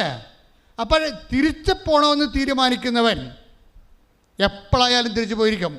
ഓർക്കുക, തിരിച്ചു പോകണവൻ പ്രവണത ഉള്ളവൻ്റെ പുസ്തകത്തിൽ ദൈവം എന്നെ നിനക്കറിയാവുന്ന തന്നെ എഴുതിയിരിക്കണത്. നിന്നെ എനിക്ക് അറിയാവുന്ന തന്നെ എഴുതിയിരിക്കണത്. ദൈവത്തിന് എഴുതുന്ന ഒരു വാക്കാണത്. ദൈവത്തിൻ്റെ പുസ്തകത്തിൽ എഴുതുന്ന വാക്കാണത്. എന്താണ്? നിന്നെ എനിക്കറിയാവുന്ന. വേറെ ഒന്നും എഴുതത്തില്ല, വിശദീകരണമൊന്നുമില്ല. ദൈവത്തിൻ്റെ അനന്ത ജ്ഞാനത്തിൽ വിശദീകരണം ടക്കാന്ന് വന്നുകൊണ്ടിരിക്കും. പക്ഷേ എഴുതണ ഇത്രയേ ഉള്ളൂ. എന്താണ്? നിന്നെ എനിക്ക് അറിയാം, അത്ര എഴുത്തുള്ളൂ. കഴിഞ്ഞ ദിവസം ഞാൻ അവിടെ ഇരുന്ന് ഉറങ്ങിപ്പോയതല്ല, കുർബാന സ്വീകരിച്ചപ്പോൾ മയങ്ങിപ്പോയി. പെട്ടെന്ന് ഒരു മനുഷ്യൻ്റെ ഇടത് കയ്യെ വാച്ച് കെട്ടിയിരിക്കുകയാണ്. ഒരു മഞ്ഞ ഡയലാണ്. അതെനിക്ക് ഡയൽ കാണാം. പെട്ടെന്ന് ഒരു തീ ഇറങ്ങിയിട്ട് മഞ്ഞ ഡയൽ കത്തിപ്പോയി. അപ്പം ഞാൻ ഞെട്ടി ഉണർന്ന്. അപ്പം ഞാൻ പറഞ്ഞു, കർത്താവേ, കടികാരമാണല്ലോ, കയ്യെ കെട്ടിയ കടികാരമാണല്ലോ കത്തിപ്പോയത്. സമയം തീർന്ന, എൻ്റെ സമയം തീർന്നാന്ന് ഞാൻ ചോദിച്ചത്. കർത്താവിനോട് ചോദിക്കാറില്ല, സമയഘടികാരമല്ലേ, സമയഘടികാരം കത്തിപ്പോയി, അപ്പോൾ എൻ്റെ സമയം തീർന്ന എന്ന് ഞാൻ ചോദിച്ചു. ചോർത്ത് കഴിഞ്ഞാൽ പിന്നെ ഒരു വിശ്വാസപ്രമാണം ചൊല്ലി വെച്ചാൽ പറഞ്ഞു, കർത്താവേ, അപ്പോൾ എനിക്കൊരു 4 എന്നും പറഞ്ഞ നമ്പർ എൻ്റെ മനസ്സിൽ കാണിച്ചു ഈശോ. അപ്പോൾ ഞാൻ പറഞ്ഞു, ഈശോ 4 ഫിക്സാണ് കേട്ടോ. ഞാൻ വചനം തുറക്കും, ഈ 4 എന്നുള്ള നമ്പരെ നീ എനിക്ക് സന്ദേശം തരണമെന്ന് പറഞ്ഞ്. ഞാൻ വചനം തുറക്കും, ഈ 4 എന്നുള്ള നമ്പറിൽ നീ എനിക്ക് സന്ദേശം തരണം. നമ്മൾ ദൈവത്തോട് സംസാരിക്കാൻ പറ്റും നമുക്ക്. ഇത് ഉടമ്പടിയിൽ വേറൊരു ലോകമാണ്. ഉടനെ ഞാൻ വിശ്വപ്രവാചകനിൽ വചനം തുറന്നപ്പോൾ 2:4. എന്ത്? ലൂക്കായുടെ സുവിശേഷം 2:4. എന്താ പറയണത്? ജോസഫ് എന്ത് ചെയ്ത്? പേരെഴുതിക്കാൻ വേണ്ടി തൻ്റെ നഗരത്തിലേക്ക് തിരിച്ചുപോയി. ഗർഭിണിയായ മറിയം അവൻ്റെ കൂടെ ഉണ്ടായിരുന്നെന്നാണ്. എൻ്റെ കണ്ണ് നിറഞ്ഞുപോയി. ഞാൻ പറഞ്ഞു, കർത്താവ്, ജീവൻ്റെ പുസ്തകത്തെ പേരെഴുതിക്കാണെങ്കിൽ ജോസഫിൻ്റെ കൂടെ അമ്മ ഉണ്ടാവുമെന്ന് പറഞ്ഞില്ലേ, എനിക്കത് മതി. അതാണ്. അപ്പോൾ അവർ ഗർഭിണിയാന്ന് എഴുതിയിട്ടുണ്ട് അതിനകത്ത്. അവർ വാഗ്ദാന പേടകമാണെന്ന്. സ്വർഗത്തിലെ അമ്മ വാഗ്ദാന പേടകമാണെന്ന് എന്നോട് തൈക്കാട്ടുശ്ശേരി വെച്ച് പറഞ്ഞായിരുന്നോ? ഞാൻ ഉടമ്പടി പുസ്തകം എഴുതിക്കൊണ്ടിരിക്കുന്ന സമയത്ത് പറഞ്ഞു, സ്വർഗത്തിൽ ഒരാരെയും കണ്ടു. Take the word of God. പുറപ്പാടിൻ്റെ പുസ്തകം, വെളിപാടിൻ്റെ പുസ്തകം, വെളിപാട് 11:19. അപ്പോൾ സ്വർഗത്തിൽ ദൈവത്തിന്റെ ആലയം തുറക്കപ്പെട്ടു. പറഞ്ഞേ, അപ്പോൾ സ്വർഗത്തിൽ ദൈവത്തിന്റെ ആലയം തുറക്കപ്പെട്ടു. അതിൽ അവിടുത്തെ വാഗ്ദാന പേടകം കാണായി.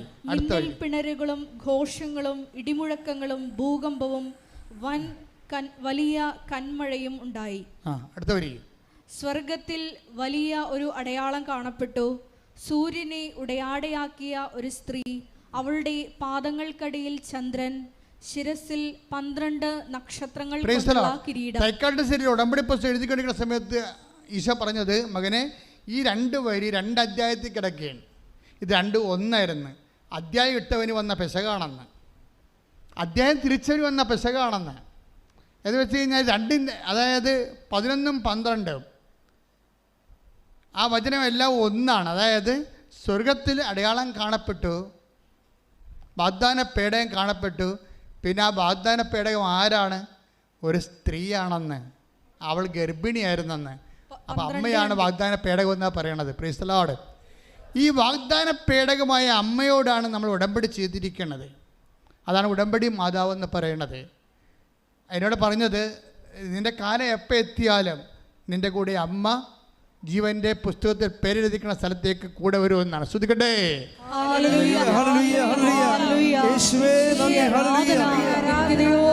ഞങ്ങളുടെ കൂടെ സഞ്ചരിക്കുന്ന നന്ദി പറയുന്നു. കൊണ്ടുപോകുന്ന അവിടുത്തെ സ്നേഹത്തിന് നന്ദി പറയുന്നു.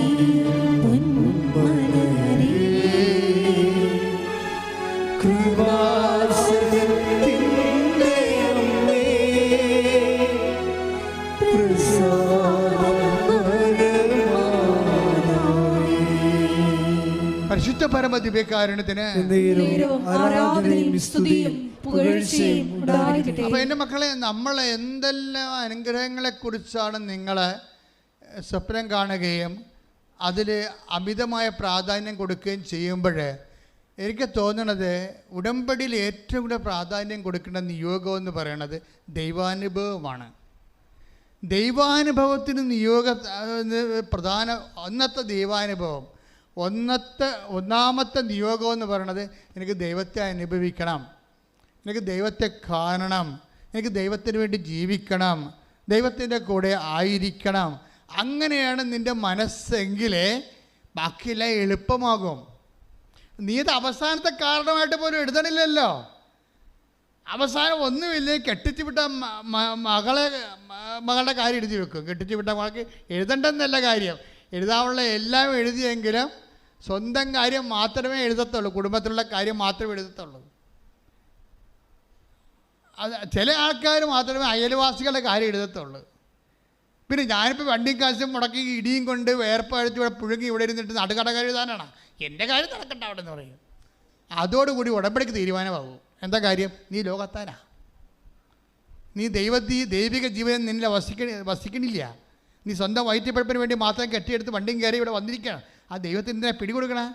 ദൈവത്തിന് പിടികൊടുക്കരുത്, മറിച്ച് ദൈവം നമ്മളെ പിടിക്കണം. ശ്രദ്ധിക്കട്ടെ. ഹല്ലേലൂയ.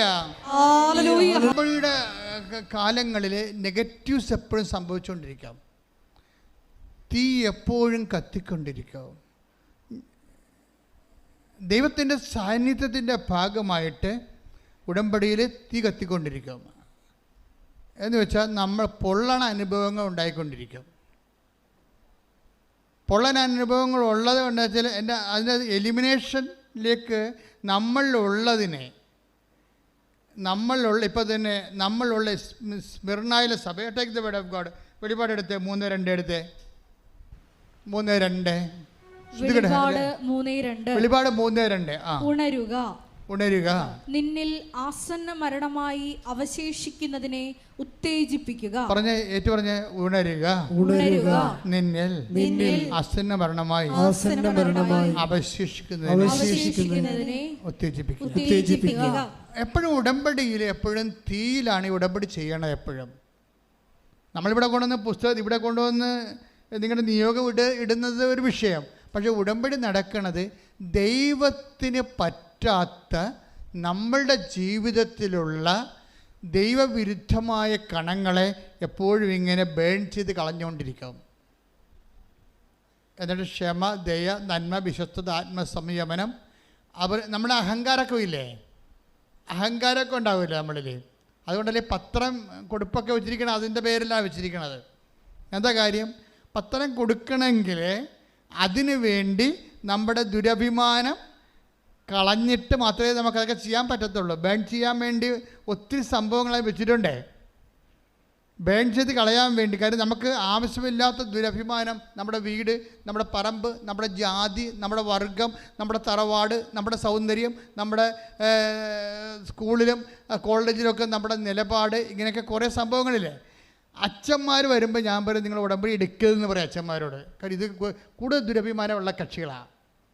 എന്താണ് അവനെ ഞാൻ പറയും നിങ്ങൾ ഉടമ്പടി എടുക്കണമെന്നുണ്ടെങ്കിൽ ഓഹ ഇട്ടുകൊണ്ട് തന്നെ പത്രം കൊടുക്കാൻ പോകണമെന്ന് പറയും. അല്ല പാൻസിട്ടുണ്ട് ആൾക്കാരെ പറ്റിക്കരുതെന്ന് പറയും. ഞാൻ എൻ്റെ കാര്യം എനിക്ക് പറയാൻ ബാധ്യതരാണ്, ഞാൻ ബാധ്യതരാണ്. കാര്യം ഇവർക്ക് ബുദ്ധിമുട്ടല്ലേ സംഭവം. അവരുടെ സ്റ്റാറ്റസ് അവർ കീപ്പ് ചെയ്യും, എപ്പോഴും സ്റ്റാറ്റസ് കീപ്പ് ചെയ്യും. ഞാൻ പറഞ്ഞ അച്ഛൻ സ്റ്റാറ്റസ് കീപ്പ് ചെയ്യും. അതുകൊണ്ട് അച്ഛനേക്കാൾ നേരത്തെ വേറെ ആൾക്കാർ ദൈവാനുഗ്രഹം മേടിച്ചിട്ട് പോകും. സ്റ്റാറ്റസിന് ബാൻ ചെയ്ത് കളയേണ്ട സാധനമാണത്. അത് ബാൻ ചെയ്യേണ്ട കളയേണ്ട കാര്യം. അപ്പം ഞാൻ നല്ല വാക്ക് പറഞ്ഞു കൊടുക്കും. ഞാൻ പ്രൊമോട്ട് ചെയ്യത്തില്ല ശരിക്കും. അപ്പോൾ എന്തിനാണ് ദൈവത്തിനെ പറഞ്ഞ് ദൈവത്തിനൊക്കെ ഇവിടെ കൃപാസനത്തിൽ വന്ന് എന്തിനാണ് പണി മേടിക്കണേ? മറിച്ച് മര്യാദയ്ക്ക് എളിമപ്പെട്ടിട്ട് കർത്താവിൻ്റെ കൃപയിൽ സ്റ്റാറ്റസ് നോക്കാതെ ദൈവത്തിന് പ്രാധാന്യം കൊടുത്തുകൊണ്ട് ഞാൻ അച്ഛനാണെന്ന് തന്നെ ഞങ്ങളുടെ മുമ്പിൽ അഡ്രസ്സ് ചെയ്തുകൊണ്ട് ശുശ്രൂഷ ചെയ്യാൻ തയ്യാറാണെങ്കിൽ ആ സമയത്ത് ബേൺ ചെയ്യും. ഉടമ്പടി അപ്പം തന്നെ കർത്താവ് ആൻസർ ചെയ്യും. എന്താ കാര്യം? അവൻ സത്യസന്ധനാണ്, അവൻ ആരെയും പറ്റിക്കണില്ല, അവൻ ആരുടെ മുമ്പിലും മുഖം മൂടി അളിയുന്നില്ല, തുണി ഉരുന്നി കളയണില്ല, അവൻ മര്യാദക്ക് ഉടുപ്പിട്ടിട്ട് സഭയുടെ വസ്ത്രം ചുറ്റുകൊണ്ട് തന്നെയാണ് അവൻ ജീവിക്കണത്. അപ്പോൾ അങ്ങനെ വരുമ്പോൾ സ്വാഭാവികമായിട്ടും ദൈവത്തിനറിയാം. അപ്പോൾ അതൊരു എളിമപ്പെടലിൻ്റെ ഒരു ഭാഗമാണത്. ഇത് അച്ഛന്മാരുടെ കാര്യത്തിൽ പോലും ഞാൻ ഇത്രയും സീരിയസ് ആണ്. നിങ്ങളുടെ കാര്യത്തിൽ എൻ്റെ അവസ്ഥ അറിയാമല്ലോ, ഒരു കോംപ്രമൈസും ചെയ്യത്തില്ല. കാര്യം നമ്മൾ ദൈവവുമായിട്ടാണ് ഈ ഉടമ്പടി ചെയ്യണമെന്നുള്ള ബോധം ആദ്യമേ ഉണ്ടാകണം.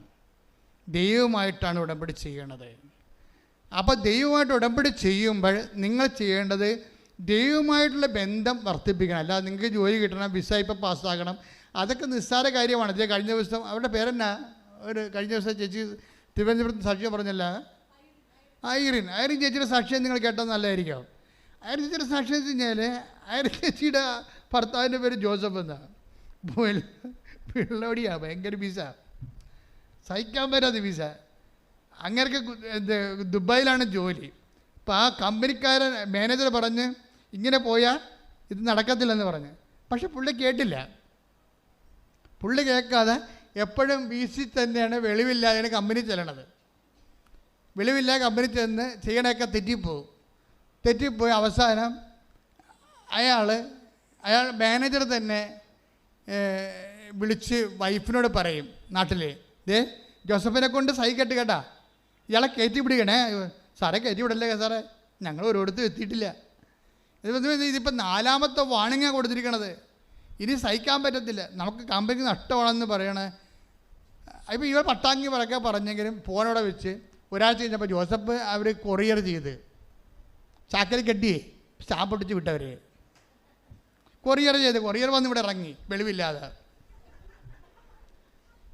അതെല്ലാം കഴിഞ്ഞപ്പോൾ പക്ഷേ ഈ ഐറിൻ ചേച്ചി ഭയങ്കര വില്ലത്തിയാണ്. അവരൊന്നും ഇപ്പം സാരമില്ല, നമുക്ക് പണിയുണ്ട്. എന്താണ്? കൃപാസന മാതാവുണ്ടെന്ന്. അതാണ് വിഷയം. ഒരു മനുഷ്യന്മാർ ജീവിതത്തെ കാണുന്ന രീതിയില്ലേ. ഭർത്താവിനെ പോസ്റ്റ് ചെയ്തിരിക്കുകയാണ്, അവരിങ്ങോട്ട് കൊറിയർ ചെയ്തിരിക്കുകയാണ്, ജീവിതം തീർന്നിരിക്കുകയാണ്. പക്ഷെ അവർ ജീവിതത്തിനോട് അവർ ടാച്ചിയാകുന്നില്ല. അത് പറഞ്ഞ് നമുക്ക് കൃപാസന മാതാവുണ്ട്. നേരെ വന്ന് ഉടമ്പടി എടുക്കും. ഉടമ്പടി എടുത്തിട്ട് ആരും പറയും ഞാൻ നിങ്ങളെയും കൊണ്ട് പോകാമെന്ന് പറയും. ഈ ചേച്ചിമാരുടെയൊക്കെ ഒരു ധൈര്യമേ, ഉടമ്പടി എടുത്തിട്ട് ഞാൻ നിങ്ങളെയും കൊണ്ട് അവിടുന്ന് ഡിസ്മിസ് ചെയ്ത് വിട്ടതാണ്. ഇയാളെയും കൊണ്ട് അവർ ഉടമ്പടിയുടെ ധൈര്യത്തിൽ ഉടമ്പടി പറയുന്നുണ്ട്, ഞാൻ ഉടമ്പടി കാശുരം പിടിച്ചുകൊണ്ട് ഹോൾഡ് ചെയ്തതിൻ്റെ വിശ്വാസ പ്രവണത ചൊല്ലിക്കൊണ്ട് ഞാൻ ഇവരെയും കൊണ്ട് ദുബായി ചെന്ന് ഭർത്താവിൻ്റെ കമ്പനി ചെന്ന് വെച്ച് പറഞ്ഞു, സാറേ ഞാൻ ഒരു എൽഡർ നേഴ്സാണ്, എനിക്ക് എങ്ങനെയായാലും ഇവിടുന്ന് എപ്പോഴായാലും എനിക്ക് ജോലി കിട്ടും, അല്ലെങ്കിൽ ഞാനെന്ത് ഏതെങ്കിലും തരത്തിൽ സീനിയർ സിറ്റിസൻസിനെങ്കിലും നോക്കിക്കൊണ്ട് ഞാൻ സെറ്റാകും, അതുവരെ ഈ മനുഷ്യനൊന്നും ഇവിടെ എടുക്കണമെന്ന് പറഞ്ഞു. അപ്പോൾ അയാൾ പറഞ്ഞു എടുക്കണ പ്രശ്നമില്ല, ഇയാളെ ഞങ്ങൾ ഡിസ്മിസ് ചെയ്യണമെന്ന് നിങ്ങളെ വിളിച്ച് പറഞ്ഞതാണ്, ഇയാളെക്കൊണ്ട് ഞാൻ സൈകെട്ടെന്ന് പറഞ്ഞിട്ട് ഇവർ എടുക്കത്തില്ല, അമ്പിനും മില്ലും എടുക്കത്തില്ല. അപ്പോൾ ഉടനെ ഇവർ തിരികത്തിച്ച് വെച്ച് പച്ചത്തിരിയും നീലത്തിരിയൊക്കെ കത്തിച്ച് മാതാവിൻ്റെ അടുത്ത് കാര്യം സെറ്റാക്കി കഴിഞ്ഞപ്പോൾ ഒരു സംഭവം നടന്ന. എന്താ സംഭവം എന്നറിയാമോ? ദുബായ് ഗവൺമെൻറ് അന്ന് വരെ ചെയ്യാത്തൊരു സംഭവം ചെയ്ത്. എന്താണ്? ഇന്ത്യക്കാരൻ്റെ വിസ ക്യാൻസലാക്കി കളഞ്ഞു. ഇന്ത്യക്കാരൻ്റെ മൊത്തം വിസ ക്യാൻസലാക്കി കളഞ്ഞു. അതോടുകൂടി എന്നാ പറ്റിയത്? ഇങ്ങനെ അതോടുകൂടി ഈ ജോസഫിന് പകരം വേറെ ഒരുത്തനെ എടുത്തായിരുന്നു ഇന്ത്യയിൽ നിന്ന്. അയാൾ അങ്ങോട്ട് പോകാൻ വേണ്ടി നിൽക്കുമ്പോഴേ ഇപ്പം നിയമം വന്നിരിക്കുകയാണ്, എന്താണ് വിസ ക്യാൻസലായെന്ന്. ഇപ്പം വിസ ഉള്ളത് ആർക്കാണ്? ജോസഫിനെ മാത്രം. ജോസഫിനെ തിരിച്ചെടുത്തവർ. ആ ഉടമ്പടി എക്സിക്യൂട്ട് ചെയ്ത ചേച്ചിയാണ് അതിൻ്റെ താരം. മനസ്സിലായില്ലേ? ഒരു ജീവിതം തീർന്നു എന്ന് പറഞ്ഞപ്പോഴേ അവരുടെ പേരെന്നാ? ഐറിൻ ചേച്ചിയാണ് അതിൻ്റെ താരം. അവർ വിട്ടുകൊടുക്കണില്ല, അവർ വീഴുന്നില്ല. അവർ ഉടമ്പടി കാശ് കൊടുത്ത് തൂങ്ങി അവർ ദുബായിൽ എത്തിക്കൊണ്ട് ഈ ഭർത്താവിനെ റീസ്റ്റേറ്റ് ചെയ്യണം. ആ കമ്പനിയെ കൊണ്ട് രാജ്യത്തിൻ്റെ നിയമം മാറ്റിക്കൊണ്ട് അമ്മയിൽ വിശ്വസിക്കുമ്പോഴേ, അമ്മയെ മധ്യസ്ഥയാക്കി കഴിയുമ്പോഴേ ആ കൃപാസന അമ്മ ആരാണെന്ന് നിങ്ങൾക്ക് മനസ്സിലാകും. അത് ഉടമ്പടി മാതാവാണ്, വാഗ്ദാന പേടകമാണ്, നമ്മുടെ എല്ലാത്തിൻ്റെ ആശയുടെ അടിസ്ഥാനമാണ്. ശ്രദ്ധിക്കട്ടെ.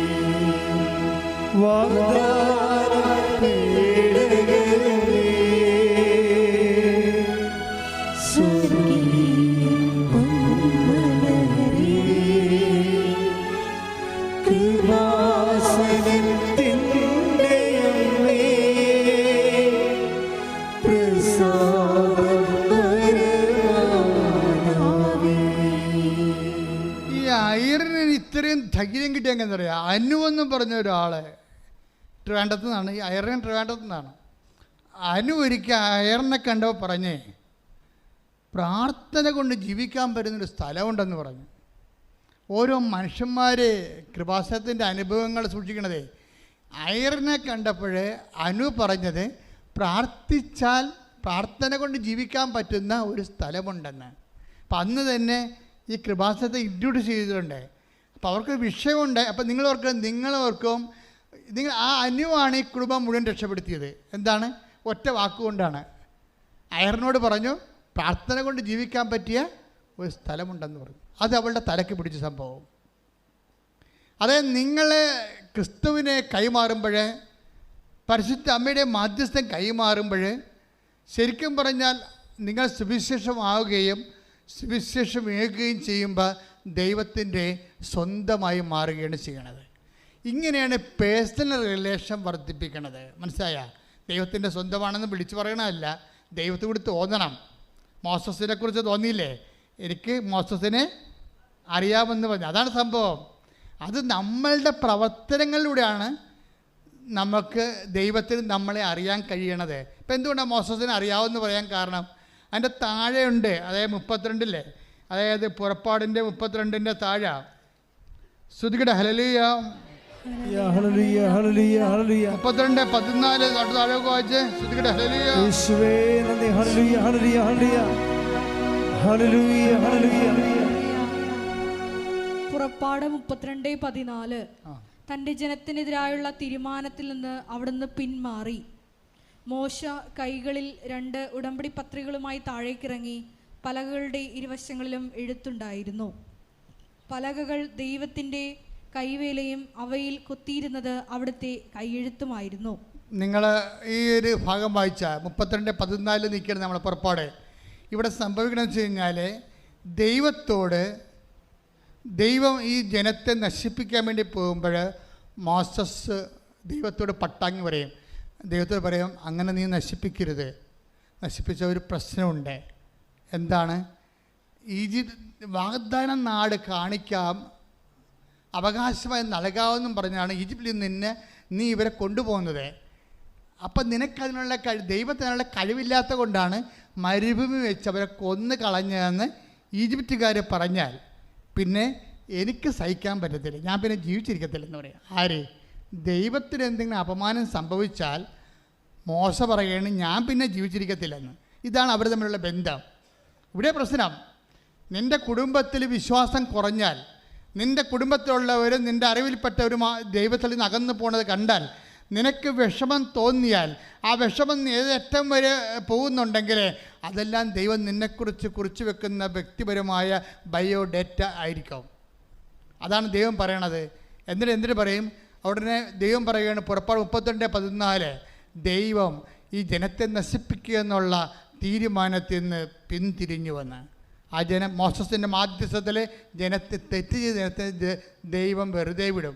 പക്ഷേ ഒരു പ്രശ്നമുണ്ട്, ഇവൻ്റെ മാധ്യസ്ഥം വഹിച്ചവൻ്റെ മനസ്സ് തകർന്നിരിക്കുകയും ഇത്രയും നിഷ്കളങ്കമായിട്ട് ഇത്രയും ആത്മാർത്ഥമായിട്ട് ആത്മബന്ധത്തോടു കൂടി ഈ ജനത്തെ ചെങ്കടൽ കടത്തി ഇവിടം വരെ കൊണ്ടുവന്നിട്ട് പോലും ഒരു നിമിഷം ദൈവത്തിന് മോശസിനെ കണ്ടില്ലെന്ന് വെച്ചുകൊണ്ട് നിറക്കേട് കാണിച്ചൊരു ജനമില്ലേ, ഇവരെയും കൊണ്ട് വാഗ്ദാനം നാട്ടിൽ പോകുന്ന പ്രശ്നമില്ല എന്ന് പറയും. എന്നിട്ട് ദൈവം പറയും, ഈ കൽപ്പന എന്ന് കാണിച്ചിട്ട് പറയും, ഇതിൽ വിശ്വസിക്കാത്തവരെ, അതുപോലെ തന്നെ ഈ ഉടമ്പടിയുടെ ഭാഗമല്ലാത്തവരും, ഇനി ഈജിപ്തിലേക്ക് തിരിച്ചു പോകണമെന്ന് ആഗ്രഹിക്കുന്നവരും മാറി നിൽക്കാൻ പറയും. അപ്പോൾ അവരവർക്ക് ഞങ്ങളെ തിരിച്ചു കൊണ്ടുപോകാൻ വേണ്ടിയാണെന്ന്. മോശം നോക്കുമ്പോൾ എണ്ണി നോക്കുമ്പോൾ 3000-ൽ കൂടുതൽ ആൾക്കാർ തിരിച്ചു പോകാൻ നിൽക്കുകയാണ്. അപ്പോൾ തിരിച്ചു പോകാത്തവരോട് പറയും, അവന്മാരുടെ പെടലെടുക്കാൻ പറയും. കാര്യം ദൈവത്തിൻ്റെ മനസ്സ് വേദനിച്ചത്, ദൈവം കരുണയുടെ വിട്ടെങ്കിലും മോസസ് കരുണയുടെ വിടത്തില്ല. ദൈവത്തിന് വേണ്ടി അവനത് ചെയ്തിരിക്കും. അതാണ് മോസസ്. അതുകൂടി വെച്ചുകൊണ്ടാണ് പറയണത്, ഐ നോ ഹിം എന്ന്. എൻ്റെ മനസ്സിലൊരു ധാർമ്മിക രോക്ഷമുണ്ടായാൽ അത് ഞാനായിട്ട് കടിച്ചമർത്തിയാലും കടിച്ചമർത്താത്തവനാണ് എൻ്റെ ആത്മബന്ധം, അവനാണ് മോസസ്. എൻ്റെ ഉടമ്പടി ആത്മബന്ധത്തിൻ്റെ ഒരു പ്രത്യേക ശാസ്ത്രമാണ്. ശ്രുതികട ഹല്ലേലൂയ. ഹല്ലേലൂയ ഹല്ലേലൂയ ഹല്ലേലൂയ മഹത്വം. ഹല്ലേലൂയ. ദൈവത്തിന്റെ ആഴങ്ങൾ ഉൾപ്പെടുത്തി തരുന്നതിന് നന്ദി പറയുന്നു. ഹല്ലേലൂയ. മഹത്വം മഹത്വം.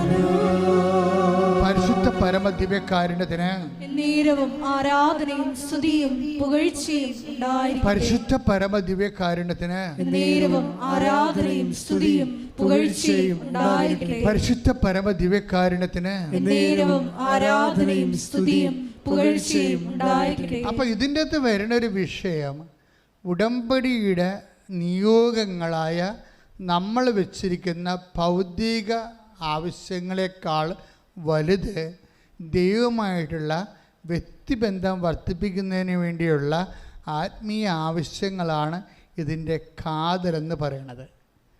അതനുസരിച്ചാണ് നമ്മൾ ഇത് മൂവ് ചെയ്യണമെന്നുണ്ടെങ്കിൽ ഇന്ന് ഉടമ്പടിക്ക് ലഭിക്കുന്നതിനേക്കാൾ വലിയ സാക്ഷ്യങ്ങൾ പറയാൻ അച്ഛൻ മുമ്പ് പറഞ്ഞ പോലെ ഇത് നിത്യത വരെ നീണ്ടു നിൽക്കുന്ന ഒരു ബന്ധമാണ്.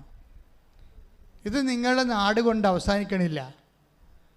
നിങ്ങളിവിടെ എല്ലാ തരത്തിലുള്ള മനുഷ്യരുണ്ട്. ചിലരെ കുഴിച്ചിടും, മരിച്ചു കഴിയുമ്പോൾ ചിലരെ കത്തിച്ച് കളയും. എന്തായാലും ആ കുഴിക്കും കത്തിക്കലിനും അപ്പുറത്തേക്കാണ് ഉടമ്പടി നിങ്ങളെ കൊണ്ടുപോകുന്നത്, ദൈവത്തിൻ്റെ നിത്യത വരെ. ശ്രുതിക്കട്ടെ. ഹല്ലേലൂയ ഹല്ലേലൂയ ഹല്ലേലൂയ ഹല്ലേലൂയ ഹല്ലേലൂയ. ഉടമ്പടി പ്രാർത്ഥനയിൽ ഉടരടി പരിഹാരമേകും. ഉടമ്പടി പ്രാർത്ഥനയിൽ ഉടരടി പരിഹാരമേകും. അവൻ പറയുന്നത് ചെയ്തിടുവിൻ. ജീവിതം ധന്യമായിത്തീരും. അവൻ പറയുന്നത് ചെയ്തിടുവിൻ. ജീവിതം ധന്യമായിത്തീരും. പരിശുദ്ധ പരമദിവ്യകാരുണ്യത്തിന് എന്നേരവും ആരാധനയും സ്തുതിയും പുകഴ്ചയും ഉണ്ടായിരിക്കട്ടെ. പ്രാർത്ഥികർത്താവായ ദൈവമേ, കർത്താവായ ദൈവമേ, ഈ ഉടമ്പടിയിലൂടെ അങ്ങയുമായി ആത്മബന്ധത്തിലെ ആഴപ്പെടാനുള്ള പ്രത്യേക വിവേചന അധികാര വെളിപാട് ശക്തി എനിക്ക് നൽകണമേ. ശ്രുതികട ഹല്ലേലൂയ. ഇത്രയും നേരം അച്ഛൻ പറഞ്ഞുകൊണ്ടിരുന്ന മുഴുവനും ആത്മബന്ധത്തിലെ ദൈവവുമായിട്ട് നിങ്ങൾ ചെയ്യുന്ന ഓരോ പ്രേക്ഷിത പ്രവർത്തനങ്ങളും അത് ദൈവത്തോട് വ്യക്തിപരമായ ബന്ധങ്ങളെ ആഴപ്പെടാൻ വേണ്ടി ചെയ്യുന്ന പ്രേക്ഷിത പ്രവർത്തനങ്ങളായിട്ട് കണ്ടുകൊണ്ട് വേണം ആ വിഷയങ്ങളെല്ലാം ചെയ്യേണ്ടത്. ഉടമ്പടിക്കാലം വരെ എന്തെങ്കിലും ചെയ്ത് എന്തെങ്കിലും ഒപ്പിച്ച് ഒരു ഫങ്ഷണറി ആയിട്ട് നിങ്ങൾക്ക് വേണമെങ്കിൽ ജീവിക്കാൻ പറ്റും. അതുകൊണ്ട് തന്നെ ഉടമ്പടി സ്ലോ ആയിട്ട് വരാൻ സാധ്യതയുണ്ട്. ഉടമ്പടി കാലത്ത് ഉടമ്പടിയുടെ ചില നിബന്ധനകളെ ഭംഗന്തരേണം നിറവേറ്റിക്കൊണ്ട് നിങ്ങൾക്ക് ഒരു താത്വികമായിട്ടും സാങ്കേതികമായിട്ടൊക്കെ ഉടമ്പടി ചെയ്യാൻ പറ്റും. പക്ഷെ അപ്പോഴും സ്ലോ ആയിപ്പോവും. പലരുടെ ഉടമ്പടിക്ക് അനുഗ്രഹം ഇങ്ങനെ സ്ലോ ആകേണ്ട കാര്യമില്ലേ? ഈ ഉടമ്പടി തരണ കാലത്ത് കർത്താവ് പറഞ്ഞ ഉടമ്പടി ഉടനടി അനുഭവം എന്നാണ് പറഞ്ഞത്. ബിഷപ്പിനെ വിളിച്ചിട്ട് പറഞ്ഞു അങ്ങനെ എഴുതാൻ പറ്റത്തില്ലെന്ന് പറഞ്ഞുകൊണ്ടാണ് ഞാനത് മാറ്റിയത്. പിതാവിനെ അനുസരിച്ചുകൊണ്ട് മാറ്റിയതാണ്, അല്ലെങ്കിൽ മാറ്റേണ്ട കാര്യമില്ല എനിക്ക്. പക്ഷെ ഉടമ്പടി ഇപ്പോഴും ഈശോ പറഞ്ഞത് എന്താണ്? കഴിഞ്ഞ ദിവസം അയ്യപ്പൻ എന്ന് പറഞ്ഞൊരു ആൾ സാക്ഷ്യം പറഞ്ഞു. നിങ്ങൾ അയ്യപ്പൻ്റെ സാക്ഷ്യം കിടപ്പുണ്ട്. അയ്യപ്പൻ തൃശ്ശൂർക്കാരനാണ്. അപ്പം അദ്ദേഹത്തിൻ്റെ മകൻ പെട്ടെന്ന് ഡിസ്ക് ബൾജായിട്ട് അരക്കെട്ടിന് താഴേക്ക് മൊത്തം മരവിച്ചു പോയി. ശരീരം മൊത്തം മരവിച്ചു പോയി.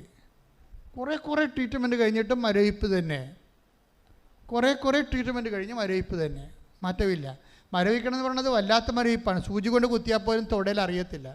അപ്പോൾ എന്തൊരു മരവിപ്പായിരിക്കും അത്. നടക്കാൻ പറ്റത്തില്ല, കിടപ്പാണ്. പിന്നെ എന്താ വെച്ച് കഴിഞ്ഞാൽ മൂത്രം ഒഴിച്ചാൽ പോലും അറിയാതെ അവസാനം മൂത്രം ഒഴിച്ചാൽ പോലും മൂത്രം പോയതായിട്ട് അറിയത്തില്ല. അങ്ങനെ അവസ്ഥയായി. അപ്പോൾ അദ്ദേഹത്തിനോട് പലരും പറഞ്ഞു, ഇത് ഈ ഡോക്ടേഴ്സ് കുറേ ചികിത്സ എല്ലാം കഴിഞ്ഞു, പല സ്ഥലത്തും പോയ ആശുപത്രിയിൽ നിന്നും ഇവിടെ പേരൊന്നും ഇവിടെ പറഞ്ഞ ആവശ്യമില്ലല്ലോ. അവർക്ക് പോകാൻ പറ്റുന്ന എല്ലാ സ്ഥലത്തും പോയി. പിന്നെ അവസാനം പറഞ്ഞ് ചില പറയും രോഗമൊന്നും കാണുന്നില്ല, സൈക്കോളജിക്കൽ പ്രോബ്ലം ആണെന്ന് പറഞ്ഞ്. എന്നാൽ പിന്നെ സൈക്കാട്രിസ്റ്റ് അടുത്തും പോയി. എന്നിട്ട് മരവിപ്പിന് മാറ്റമൊന്നുമില്ല, എഴുന്നേക്കാൻ പറ്റണില്ല. അവസാനം ആരാണ്ട് ഒരു ടീച്ചർ, അത് ഒരു മെൻറ്റർ, ആരാ പേര്?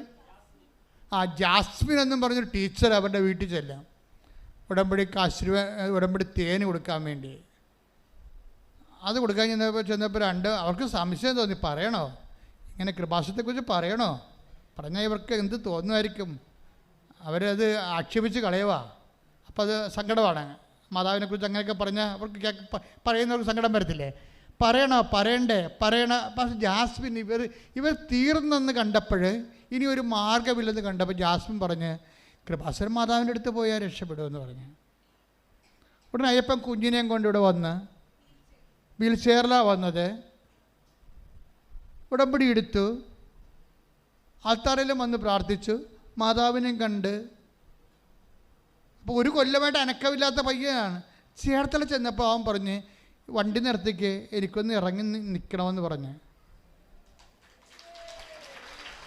അപ്പോൾ അവൻ ഇറങ്ങി നിന്ന് രണ്ട് ചെവിട് നടന്ന്. എന്നിട്ട് പിന്നെ തളർന്നപ്പോൾ പിന്നെയും കയറിയ ആൾ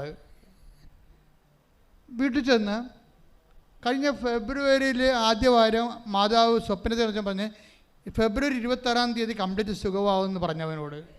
28 ഫെബ്രുവരി 28 കംപ്ലീറ്റ് സുഖമാവെന്ന് പറഞ്ഞു. അമ്മ പറഞ്ഞ അതേ സമയത്ത് 28 അവൻ നടക്കാൻ തുടങ്ങിയാണ്. ഇതാണ് കൃപാസന അനുഭവം എന്ന് പറയണത്. അപ്പം നമ്മളൊന്ന് മനസ്സ് വെച്ച ഒരു സെക്കൻഡ് മതി ഈ വിഷയം. നിങ്ങൾ ആ സാക്ഷ്യം നോക്കണം. ആ സാക്ഷ്യം കിടപ്പുണ്ട്. അയ്യപ്പൻ്റെ സാക്ഷ്യമാണ് ഈ ആഴ്ചത്തെ നല്ല വലിയ സാക്ഷ്യങ്ങളൊന്നും അതാണ്. അതായത് എന്ന് വെച്ച് കഴിഞ്ഞാൽ മുഴുവനും മരവിച്ച് തീർന്നു, ഇനി ഇവിടെ കിടന്ന് മരിച്ചു പോകത്തുള്ളെന്ന് വിചാരിച്ചാലും അമ്മ വന്നൊന്ന് തൊട്ടാൽ അതോട് ജീവൻ തിരിച്ചു കിട്ടും. അപ്പോൾ ഇതാണ് ഉടമ്പടി എന്ന് പറയണത്. അപ്പോഴും നിങ്ങൾക്ക് അത്രയും വ്യക്തമായ കാര്യമാണെങ്കിൽ ആദ്യം തന്നെ നമ്മൾ ചെയ്യേണ്ടത് എന്താണ്? അടയാളം കാണട്ടെ, അടയാളം കാണട്ടെ. അയ്യപ്പൻ്റെ മോന് കാണിച്ചല്ല, അൻ്റപ്പൻ്റെ മോന് കാണിച്ചല്ല, എനിക്ക് കാണിക്കട്ടെ എന്ന് പറഞ്ഞിരുന്നാൽ നടക്കത്തില്ല സംഭവം. അപ്പോൾ നിങ്ങൾ ദൈവത്തെ പരീക്ഷിക്കാൻ വേണ്ടിയിരിക്കുകയാണ്. നിങ്ങൾ ചെയ്യേണ്ടത് ആദ്യം ദൈവവുമായിട്ട് ആത്മബന്ധം ഉണ്ടാക്കാൻ നോക്കണം. അപ്പോൾ ദൈവത്തിന് തോന്നണം ദൈവത്തിൻ്റെ മകളാണ്, ദൈവത്തിൻ്റെ മകനാണ്, ഉടമ്പടിക്കാലം കഴിഞ്ഞാലും നീ വിശുദ്ധിയോടെയും ദൈവത്തിന് വേണ്ടി ജീവിക്കുമെന്ന് ദൈവത്തിന് തോന്നിയാൽ ഉടമ്പടി ടൈം ഷോർട്ടായി വരും.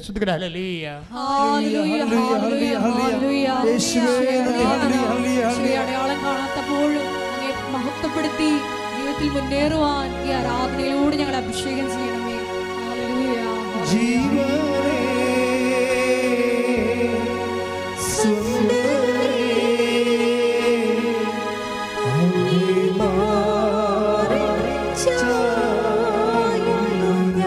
ഒരുമിച്ച് പാടുക. ജീവനെ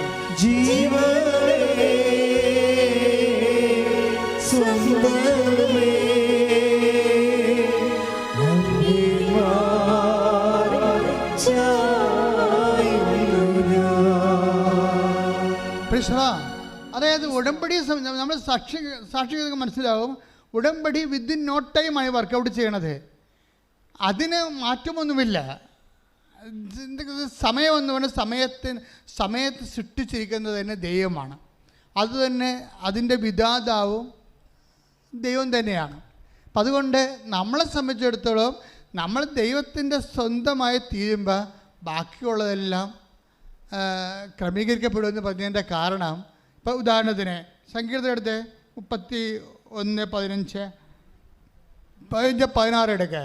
സങ്കീർത്തനം 31:15-16. സങ്കീർത്തനം 31:15-16. എന്റെ ഭാഗധേയം അങ്ങയുടെ കൈകളിലാണ്, ശത്രുക്കളുടെയും പീഡകരുടെയും കൈകളിൽ നിന്ന് എന്നെ മോചിപ്പിക്കണമേ. എന്ന് പറഞ്ഞ് എന്റെ ഭാഗധേയം അങ്ങയുടെ കൈകളിലാണ്. മനസ്സിലായില്ലേ? നമ്മുടെ നിയോഗം എവിടെയാണ് കിടക്കുന്നത്? ഭാഗധേയം ഇവിടെ എന്താണ്? നമ്മുടെ ഷെയർ, നമ്മുടെ അവകാശം, നമ്മുടെ നിയോഗം, നമ്മുടെ അതായത് 31:15 സങ്കീർത്തനം എന്ന് പറഞ്ഞാൽ എൻ്റെ ഭാഗധേയം അങ്ങയുടെ കരങ്ങളിലാണ്, നിന്റെ കരങ്ങളിലാണ്. 6 ഭാഗധേയമാണ് നമ്മൾ നോക്കണം. 6 ഭാഗധേയം, 6 നിയോഗം. അതെന്താണ്? 6ഉം ദൈവത്തിൻ്റെ കരങ്ങളിലാണ്. അപ്പോൾ ദൈവം ടൈം ഷോട്ട് ചെയ്താൽ പെട്ടെന്ന് ടൈം ഷോട്ടാവും. കാര്യം എന്താണ്? സമയം. അത് ഇംഗ്ലീഷ് ബൈബിൾ ഭയങ്കര രസമാണ്. My time is in your hand. ഭാഗധേയം എന്നല്ല കിടക്കണത്. ഇംഗ്ലീഷ് ബൈബിൾ വായിച്ച് നമുക്ക് മനസ്സിലാവും. My time is in your hand. എൻ്റെ സമയം നിൻ്റെ കയ്യിലാണെന്ന്. കൈയടിച്ച് ശ്രദ്ധിക്കട്ടെ.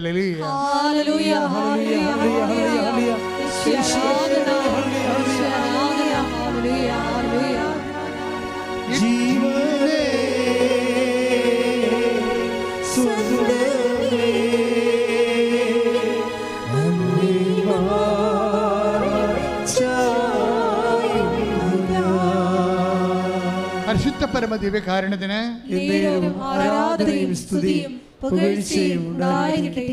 ഈ my time is in your hand എന്ന് പറഞ്ഞില്ലേ? എന്താണ്? എൻ്റെ സമയം, എൻ്റെ ജോലി കിട്ടുന്ന സമയം, എൻ്റെ വിവാഹ സമയം, മൈ ഡെസ്റ്റിനേഷൻ, എൻ്റെ ഭാഗധേയം, എനിക്ക് മക്കൾ ഉണ്ടാകുന്ന സമയം, അതാണ് നിൻ്റെ കയ്യിലാണെന്ന്. അതാണ് സങ്കീർത്തനം 32:31-15. അതായത് എനിക്ക് ജോലി കിട്ടുന്ന സമയം എവിടെയാണ്? നിൻ്റെ കൈകളിലാണ്. എൻ്റെ വിവാഹ സമയം നിൻ്റെ കൈകളിലാണ്, അല്ലേ? എൻ്റെ പരീക്ഷ വിജയത്തിൻ്റെ സമയം നിൻ്റെ കൈകളിലാണ്. അപ്പോൾ എല്ലാം my time is in your hand. സങ്കീർത്തനം 31:15. ഇനി ദൈവത്തിൻ്റെ കൈകളിലാണ് നമ്മുടെ ഭാഗധേയമെങ്കിൽ, നമ്മുടെ ഓരോ നിയോഗങ്ങൾ നിവൃത്തിയാകുന്ന ടൈമെങ്കിൽ, ഈ ടൈം ഷോർട്ട് ചെയ്യാനുള്ള മാർഗം എന്താണ്? ടൈം ഷോർട്ട് ചെയ്യാനുള്ള മാർഗം എന്താണ്? അത് ജ്ഞാനത്തിൻ്റെ പുസ്തകം എടുത്ത് ജ്ഞാനം 14:13. ശ്രുതികട്ടെ. ഹല്ലേലൂയ ഹല്ലേലൂയ ഹല്ലേലൂയ ഹല്ലേലൂയ ഹല്ലേലൂയ. യേശുവേ നന്ദി നന്ദി നന്ദി. ഹല്ലേലൂയ ഹല്ലേലൂയ ഹല്ലേലൂയ ഹല്ലേലൂയ. യേശുവേ സ്തുതി. ഹല്ലേലൂയ ഹല്ലേലൂയ ഹല്ലേലൂയ. യേശുവേ ആരാധന ആരാധന ആരാധന ആരാധന. 4:13.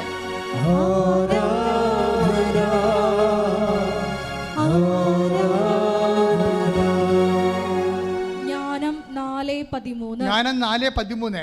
ഹ്രസ്വകാലം കൊണ്ട് പറഞ്ഞേ, ഹ്രസ്വകാലം കൊണ്ട്, ഹ്രസ്വകാലം കൊണ്ട്, ചുരുങ്ങിയ കാലം കൊണ്ട്, ഷോർട്ട് ടൈം കണ്ടാ, ഹ്രസ്വകാലം കൊണ്ട് പൂർണ്ണത കൈവരിച്ചതിനാൽ നീതിമാൻ ദീർഘകാലം പിന്നിട്ടു. ഒന്നുകൂടി പറഞ്ഞേ. ഹ്രസ്വകാലം കൊണ്ട് പൂർണ്ണത കൈവരിച്ചതിനാൽ നീതിമാൻ ദീർഘകാലം പിന്നിട്ടു. അതെന്ത് സംഭവം എന്ന് വെച്ച് കഴിഞ്ഞാൽ, ഈ ദിവസങ്ങളിൽ വിജയകുമാർ സാറിൻ്റെ ടോക്ക് നിങ്ങൾ നോക്കിയാൽ മനസ്സിലാകും. അദ്ദേഹത്തിൻ്റെ ഇതുമായി ബന്ധപ്പെട്ട അനുഭവ സാക്ഷ്യങ്ങൾ അദ്ദേഹം സാക്ഷ്യപ്പെടുത്തുന്നുണ്ട്. കഴിഞ്ഞ ചൊവ്വാഴ്ചത്തെ അത് നമ്മൾ അപ്പ് ചെയ്തിട്ടുണ്ട്, നോക്കണമേ. അപ്പോൾ എന്താ സംഭവിച്ചു കഴിഞ്ഞാൽ, അതിൽ വരുന്ന വിഷയം, ആ വചനം ഒന്നിന് പറഞ്ഞേ, ജ്ഞാനം 4:13. എന്താ പറയുക? ഹ്രസ്വകാലം കൊണ്ട് പൂർണ്ണത കൈവരിച്ചതിനാൽ, ഹ്രസ്വകാലം കൊണ്ട് ചുരുങ്ങിയ കാലം കൊണ്ട് പൂർണ്ണത കൈവരിച്ചതിനാൽ നീതിമാൻ ദീർഘകാലം പിന്നിട്ടു. അപ്പൊ ദീർഘകാലം കൊണ്ട് നേടേണ്ട കാര്യങ്ങളെ നമുക്ക് ഷോർട്ട് ടൈമിൽ നേടാൻ പറ്റും. ദീർഘകാലം കൊണ്ട് നേടേണ്ട കാര്യങ്ങളെ നമുക്ക് ഷോർട്ട് ടൈമിൽ നേടാൻ പറ്റും. എങ്ങനെ, എന്ത് ചെയ്യണം അതിനു വേണ്ടി? അത് ഹ്രസ്വകാലം കൊണ്ട് പൂർണ്ണത കൈവരിക്കണം. പറഞ്ഞു മനസ്സിലായില്ലേ? ഇപ്പോൾ ഉടമ്പടി ഹ്രസ്വകാലമാണ്, 90 ദിവസമേ ഉള്ളേ. ഈ 90 ദിവസത്തിനുള്ളിൽ പൂർണ്ണത കൈവരിക്കണം. അല്ല പുതുക്കിയിട്ട് പത്രം കൊടുക്കാതെ ചെന്നിട്ടിരിക്കരുത്. ചിലർ പറഞ്ഞില്ല, ഞാൻ സാക്ഷ്യം പറയാൻ വന്നിട്ടും പറയമേ, സാക്ഷ്യമൊക്കെ കിട്ടി, കല്യാണമൊക്കെ നടന്ന്, ഞാനേ പത്രം ഇപ്പോഴും കൊടുത്തിട്ടില്ല, രോഗികളെ ഇപ്പോഴും കണ്ടിട്ടില്ലെന്നൊക്കെ പറയും. അതായത് എന്നിട്ട് ഇവർ കെട്ടിയെടുത്ത് കാനഡയിലും അവിടെ യൂറോപ്പിലൊക്കെ ചെല്ലും എന്ന് പറയുമേ, അവിടെ രോഗികളൊക്കെ കാണാൻ ഭയങ്കര പാടാണ്. ഞാൻ പറഞ്ഞു, ദൂരദർശനം കൊണ്ട് പോകും, കാണാൻ പറ്റും. വല്ല കഥ ഓരോ ഉടായ്മ പറഞ്ഞുകൊണ്ട് ഇറങ്ങിയിരിക്കണം സാക്ഷ്യം പറയാൻ വേണ്ടി. ഈ ക്യാമറയുടെ കാലിന് പിടിച്ച് തലക്കറി തല്ലണമെന്നാണ്. അതെന്നാ പരിപാടി വെച്ച് കഴിഞ്ഞാൽ, ഇവർ ചെയ്യാത്ത കാര്യം ഇവിടെ പറയുകയാണ്. അതായത് ഈ സമയം വരെ ആ 90 ദിവസം കഴിഞ്ഞ് ദൈവം ഒരു അനുഗ്രഹിച്ചു. ഇപ്പോഴും രോഗികളെ കണ്ടിട്ടില്ല അവർ, ഇപ്പോഴും പത്രം കൊടുത്തിട്ടില്ല അവർ. പക്ഷെ ബൈബിൾ എന്താ പറയണത്? ഹ്രസ്വകാലം കൊണ്ട് പൂർണ്ണത കൈവരിച്ചാൽ ദീർഘകാലം കൊണ്ട് ദൈവം ചെയ്യാനുള്ളത് ആ ഹ്രസ്വകാലത്ത് ദൈവം ചെയ്യും. അതാണ് ഉടമ്പടിയുടെ പ്രശ്നം. അത് വിജയകുമാർ സാർ എന്താ പറയാൻ കാര്യം എന്താ അറിയാമോ? വിജയകുമാർ സാർ കഴിഞ്ഞ പ്രാവശ്യം ഇപ്പോൾ എന്തോ ഒരു പരിപാടിക്ക് വന്നായിരുന്നു ഇവിടെ. ഒരു ദിവസം ഒരു പരിപാടിക്ക് ഒരു രാഷ്ട്രീയ പ്രോഗ്രാം ഉണ്ടായപ്പോൾ വിജയകുമാർ സാർ വന്ന് കഴിഞ്ഞപ്പോൾ പോകാൻ നേരത്തെ എന്നോട് പറഞ്ഞു, അച്ഛാ കാശെല്ലാം ഗവൺമെൻറ്റിൻ്റെ കയ്യിലാണ്, സർക്കാരിൻ്റെ കയ്യിലാണ്. പുള്ളിക്ക് പയറും അരിയൊക്കെ ഗവൺമെൻറ് കൊടുക്കുന്ന പരിപാടിയാണ്. നല്ല കാശുണ്ട്, കോടികൾ കിട്ടാനുണ്ട്. പക്ഷേ ഇപ്പം ലോൺ എടുക്കേണ്ടി വരികയാണ്. അതിൻ്റെ പലിശ പോലും ഗവൺമെൻറ് തരത്തില്ല. ഞാൻ കോടതിയിൽ പോയിരിക്കണമെന്ന് പറഞ്ഞു, ഹൈക്കോടതിയിൽ പോയിരിക്കുകയാണ് ഗവൺമെൻറ്റിനെതിരെ. പക്ഷേ അതിന് ഏത് കാലത്താണ് ഇനി ഗവൺമെൻറ് നോട്ടീസ് അയക്കണം. അപ്പോൾ ഗവൺമെൻറ് കാര്യം പറയും. പിന്നെ അത് 10 കൊല്ലം വേണമെങ്കിൽ നീണ്ടുപോകും. ആ സമയത്ത് പലിശ മാത്രം പോകും. അച്ഛനൊരു ഡേറ്റ് പറയാൻ പറയും. അതാ പ്രശ്നം. എന്ന് വെച്ചാൽ മാതാവ് അച്ഛനിലൂടെ എനിക്കൊരു ഡേറ്റ് പറയണം. അതാണ് പുള്ളി ഉദ്ദേശിക്കണത്. മാതാവ് അച്ഛനിലൂടെ ഒരു ഡേറ്റ് പറയണം. അപ്പോൾ ഞാനത് ശ്രദ്ധിച്ചില്ല. ഒരു ഭാഗ്യ പരീക്ഷണമായതുകൊണ്ട് ഞാൻ വേറെ പല സീരിയസ് സബ്ജക്റ്റുകളും പറഞ്ഞുകൊണ്ടിരിക്കുന്ന സമയത്ത് പോകാൻ നേരത്ത് പറഞ്ഞപ്പോൾ ഞാൻ മിണ്ടാതിരുന്നേ. പക്ഷേ പിന്നെ പുള്ളി പുറത്ത് പോയിട്ട് കുറേ കാര്യങ്ങളൊക്കെ ചെയ്യാനുണ്ടായിരുന്നു. അതിന് തിരിച്ച് എന്നോട് ചോദിച്ചപ്പോൾ, അച്ഛാ ഒരു ഡേറ്റ് പറയുന്നത് പറയും. ഒരു ഡേറ്റ് പറയാം അച്ഛാ പറഞ്ഞു. എന്തിനാണ്? കോടതിയിൽ നിന്ന് സർക്കാരിൽ നിന്ന് കാശ് കിട്ടാനൊരു ഡേറ്റ് കോടതിയുമായിട്ട് ബന്ധപ്പെടുത്തി പറയാൻ പറയും. അപ്പോൾ ഞാൻ പറയും ഏപ്രിൽ എന്ന് പറയും. കാര്യം പുള്ളി പറയാതെ പോകത്തില്ല. ഏപ്രിൽ എന്ന് പറഞ്ഞിട്ട് ഞാൻ അമ്മയുടെ മുഖത്ത് നോക്കും. ഞാൻ ഏപ്രിൽ പറഞ്ഞിട്ടുണ്ടോ, എനിക്ക് പണി വെക്കരുത് കേട്ടെന്ന് പറയും. അത് ദൈവമായിട്ടുള്ള പേഴ്സണൽ ബന്ധമാണ്. നമുക്ക് ദർശനത്തെ കണ്ടിട്ട് പറയണതല്ല. ഞാൻ ഏപ്രിൽ എന്ന് പറയും. ഏപ്രിൽ എന്ന് പറഞ്ഞിട്ട് അമ്മയുടെ മുഖത്ത് നോക്കും. ഞാൻ മാതാവിനെ അവിടെ എൻ്റെ മുറി വെച്ചിട്ടുണ്ട്. പറഞ്ഞു, അമ്മേ പറഞ്ഞിട്ടുണ്ട് കേട്ടാ. പക്ഷേ എന്താ പ്രശ്നം? ഇത് ഓണർ ചെയ്യേണ്ട ചുമതല ആർക്കാണ്? അമ്മയ്ക്കാണ് ചുമതല. നമുക്കൊന്നും അമ്മ വെറുതെ പറയാതെ ഈ മനുഷ്യൻ പോകത്തില്ല. പറയാതിരിക്കാൻ പറ്റത്തില്ല. അദ്ദേഹത്തിന് നിലനിൽപ്പിൻ്റെ പ്രശ്നമാണ്. അപ്പോൾ എന്നോട് പറയാം. പിന്നെ പുള്ളിക്കാരൻ പറയും, അച്ഛാ അങ്ങനെ പറഞ്ഞാൽ ഡേറ്റ് പറയാൻ പറയും. ഞാൻ പറയും 14 എന്ന് പറയും. ഡേറ്റ് ഇട്ട് കൊടുക്കുകയാണ്. പിറ്റേ ദിവസം അത് ഏപ്രിൽ ഈ പറഞ്ഞ മാർച്ച് 13-ാം തീയതി നടന്ന സംഭവമാണ്. മാർച്ച് 14-ാം തീയതി എന്നെ വിളിച്ചു പറഞ്ഞ്, അച്ഛാ അമ്മ കോടതി വന്നിട്ടുണ്ടായിരുന്നെന്ന് പറഞ്ഞ്. എന്താ പറഞ്ഞിരിക്കണത്? ഒരു നോട്ടീസ് പോലും സർക്കാരിന് ഇഷ്യൂ ചെയ്യാതെ ഹൈക്കോടതി ചീഫ് ജസ്റ്റിസ് ഓർഡർ ഇട്ടിരിക്കുകയാണ്. 60 ദിവസം, 14 തൊട്ട് 60 ദിവസം, 60 ദിവസത്തിനുള്ളിൽ കാശ് കൊടുത്ത് തീർക്കാൻ വേണ്ടി. ദാറ്റ് മീൻസ് ആ 14 തന്നെ പറഞ്ഞ ഡേറ്റ് തന്നെ ഹോണർ ചെയ്തിരിക്കുകയാണ്. എന്ന് വെച്ച് കഴിഞ്ഞാൽ ഞാൻ 14 പറഞ്ഞിട്ട് അമ്മയുടെ മുഖത്ത് നോക്കിയില്ലേ, അമ്മയെ കണ്ടാണ് പറഞ്ഞിരിക്കണം, അല്ലാതെ ഞാൻ വേറെ ദർശനം കണ്ട് പറഞ്ഞതല്ല, അമ്മയെ ആശ്രയിച്ച് പറഞ്ഞിരിക്കുന്നതാണ്. അതായത് ബന്ധമെന്ന് പറയണത് അതാണ്. നിങ്ങൾ ഉടമ്പടിയിലോട്ട് പോകുമ്പോൾ ഇത്തരം ഒരു ബന്ധം ദൈവമായിട്ട് ഉണ്ടാക്കണം. അല്ലാതെ ഓരോ ഇഷ്യൂ ഉണ്ടാകുമ്പോൾ ഓടി വന്ന് തിരികെത്തിച്ച് പിന്നെ ഉദിക്കെടുത്തി പിന്നെ തോന്നിയ വാസം പോലെ നടന്ന് പിന്നെ ഒരു ഇഷ്യൂ ഉണ്ടാകുമ്പോൾ ഓടി മാതാവിൻ്റെ അടുത്ത് വരുമ്പോൾ മാതാവ് മോസസിന് കൊണ്ട് ദൈവം പറഞ്ഞ പോലെ എനിക്ക് നിന്നെ അറിയാമെന്ന് പറയും. എനിക്ക് നിന്നെ അറിയാവുന്ന ദൈവം പറഞ്ഞോട്ടൊരു കുഴപ്പമില്ല. പക്ഷേ മോസസിനോടെ കുറിച്ച് പറഞ്ഞ പോലെ പോസിറ്റീവായിട്ട് പറയണം, നെഗറ്റീവായിട്ട് പറയാൻ പറ്റരുത്. ദൈവം അതും പറയും. അതാ വിഷയം. നമ്മളെക്കുറിച്ച് ഉടമ്പടിയുടെ കാലം കഴിയുമ്പോൾ ദൈവത്തിന് നമ്മളെക്കുറിച്ച് ഒരു അസസ്മെൻ്റ് ഉണ്ടാകണം. എന്താണ്? എനിക്ക് നിന്നെ അറിയാം. പ്രാർത്ഥിക്കുക. കർത്താവായ ദൈവമേ, മോസസിനോട് നീ പറഞ്ഞതുപോലെ എന്നെ കുറിച്ച് നീ പറയാൻ അത്രയും ആത്മാർത്ഥമായ ആഴമായ ഒരു ബന്ധം ദൈവമേ ഈ പാവപ്പെട്ടവളുമായി പാവപ്പെട്ടവനുമായി അങ്ങ് സ്ഥാപിക്കണമേ. അതിന് ഉടമ്പടിയെ അങ്ങ് ക്രമീകരിക്കണമേ. നല്ല ഉടമ്പടിയുടെ പ്രയോക്തായി ജീവിക്കുവാൻ എന്നെ അഭിഷേകം ചെയ്യണമേ. ശ്രുതികടേ. ഹല്ലേലൂയ, ഹല്ലേലൂയ, ഹല്ലേലൂയ. യേശുവേ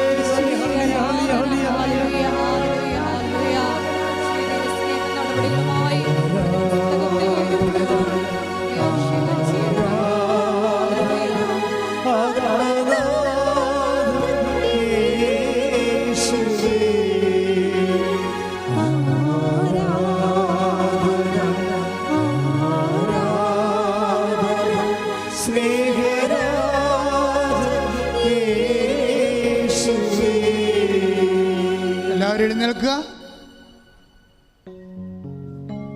പരിശുദ്ധ പരമദിവ്യകാരുണ്യത്തിന് പരിശുദ്ധ പരമദിവ്യകാരുണ്യത്തിന്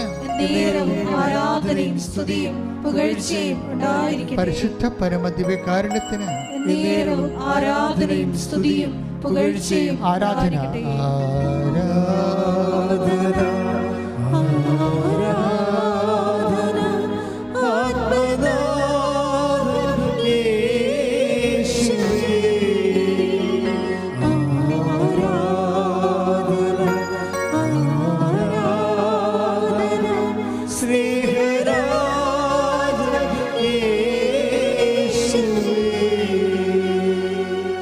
പരിശുദ്ധ പരമദിവ്യകാരുണ്യത്തിന് ആരാധനയും സ്തുതിയും പുകഴ്ചയും ഉണ്ടായിരിക്കട്ടെ.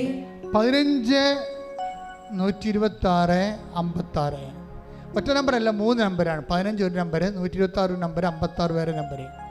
ഈ നമ്പറിന് പ്രാധാന്യമുള്ള വിഷയങ്ങളുമായിട്ട് ബന്ധപ്പെട്ട് നിൽക്കുന്ന വ്യക്തികൾക്ക് ദൈവികമായ അനുഗ്രഹത്തിൻ്റെ സൂചനകളാണ്. അത് വെച്ച് അവർ പ്രാർത്ഥിക്കാൻ ആവശ്യപ്പെട്ടിരിക്കുന്നു. സ്തുതിക്കട്ടെ. ഹല്ലേലൂയ, ഹല്ലേലൂയ, ഹല്ലേലൂയ, ഹല്ലേലൂയ, ഹല്ലേലൂയ. ദൈവിക സന്ദേശത്തിന് നന്ദി പറയുന്നു. ഹല്ലേലൂയ, ഹല്ലേലൂയ.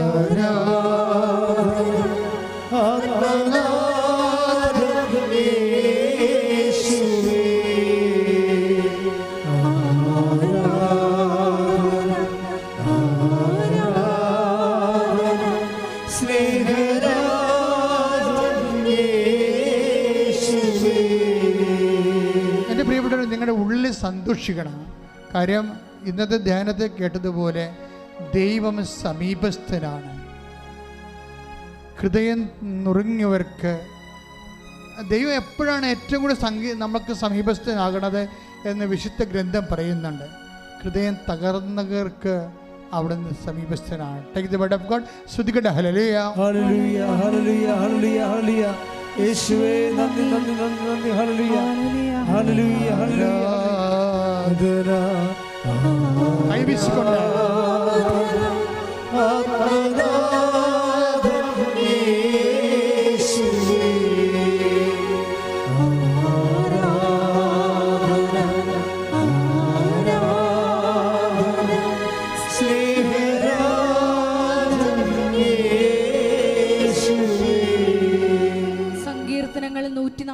55:18. തന്നെ വിളിച്ചപേക്ഷിക്കുന്നവർക്ക്, ഹൃദയ പരമാർത്ഥതയോടെ വിളിച്ചപേക്ഷിക്കുന്നവർക്ക് കർത്താവ് സമീപസ്ഥനാണ്. ഹൃദയം നുറുങ്ങിയവർക്ക് അവർ 34 എടുത്തേ. ശ്രദ്ധിക്കട്ടെ. ഹല്ലേലൂയ, ഹല്ലേലൂയ, ഹല്ലേലൂയ, ഹല്ലേലൂയ. യേശുവേ നന്ദി. ശ്രദ്ധിക്കട്ടെ. ഹല്ലേലൂയ, ഹല്ലേലൂയ, ഹല്ലേലൂയ, ഹല്ലേലൂയ, ഹല്ലേലൂയ. യേശുവേ, യേശുവേ. 34-ാം സങ്കീർത്തനം 18-ാം തിരുവചനം. ഹൃദയം നുറുങ്ങിയവർക്ക് കർത്താവ് സമീപസ്ഥനാണ്, മനമുരുകിയവരെ അവിടുന്ന് രക്ഷിക്കുന്നു. എൻ്റെ പ്രിയപ്പെട്ട, ഇതാണ് കാലാവസ്ഥ. കർത്താവ് അടുത്ത് വരുന്ന കാലാവസ്ഥയാണ്. എന്താണ്?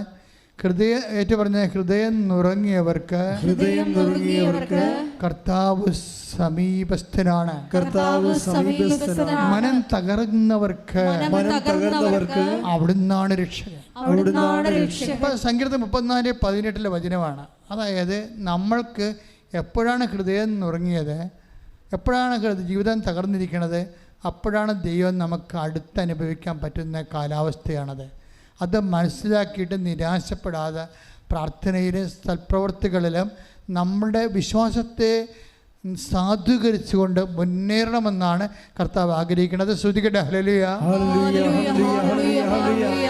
യേശുവേ ആരാധന.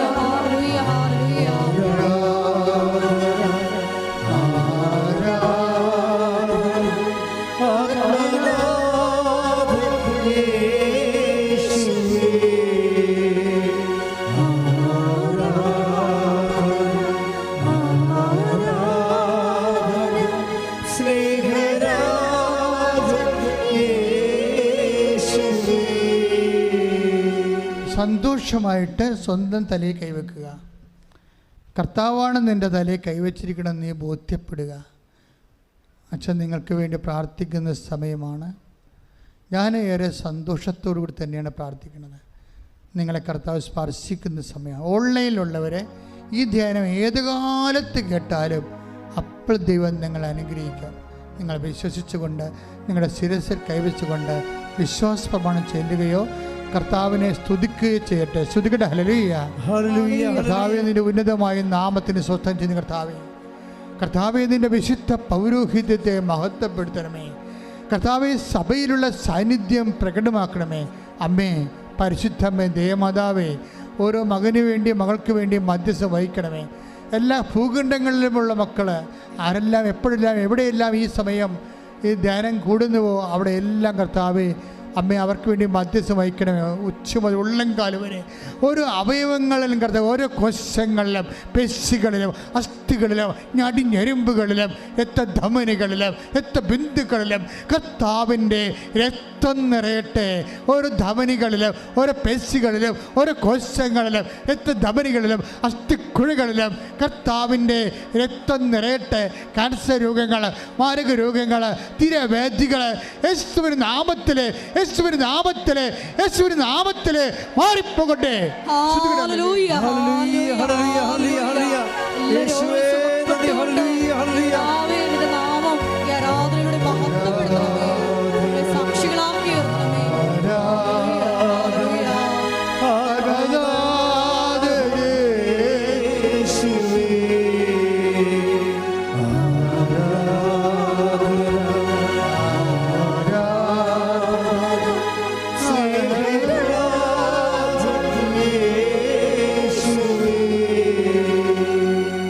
കൈകൾ തന്നെ എടുത്ത് രണ്ട് കൈകളും വയറിൽ വെക്കുക.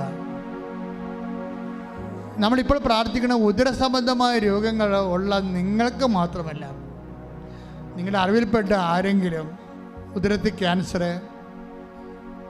മക്കളില്ലാത്തവർ, പാങ്ക്രിയാസ് രോഗങ്ങൾ, കുടൽ രോഗങ്ങൾ, പഴുപ്പ് രോഗങ്ങൾ, നടുവെല്ലിൻ്റെ രോഗങ്ങൾ, കിഡ്നി രോഗങ്ങൾ,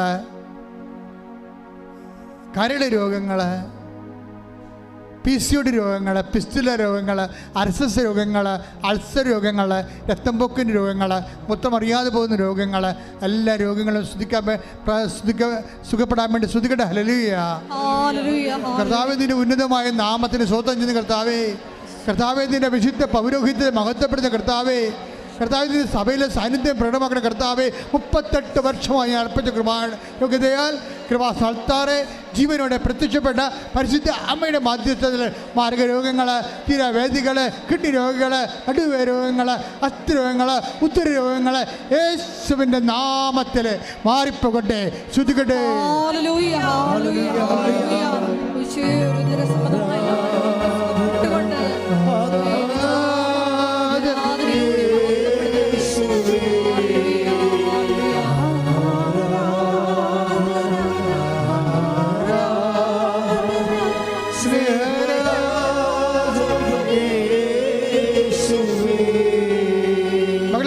രണ്ട് കൈ നെഞ്ചത്ത് വെക്കുക.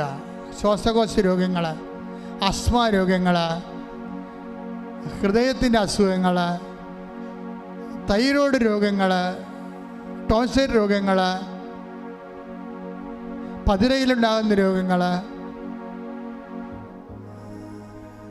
കർത്താവിൻ്റെ നാമത്തിൽ മാറിപ്പോകാൻ വേണ്ടി ഈശോ നാമത്തിൽ സ്തുതിക്കട്ടെ. കർത്താവേ, നിന്റെ ഉന്നതമായ നാമത്തിന് സ്വന്തം ചെയ്ത് കർത്താവേ, കർത്താവ് നിന്റെ തിരുമുറി പാർന്ന വരുന്നക്കാരൻ കർത്താവ് നെഞ്ചിൽ വെക്കണ പ്രാർത്ഥന കർത്താവേ.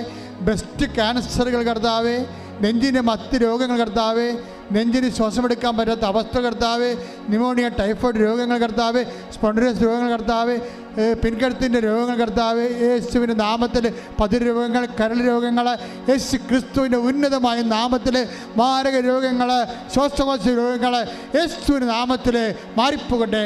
ശ്രുതിക്കട്ടെ.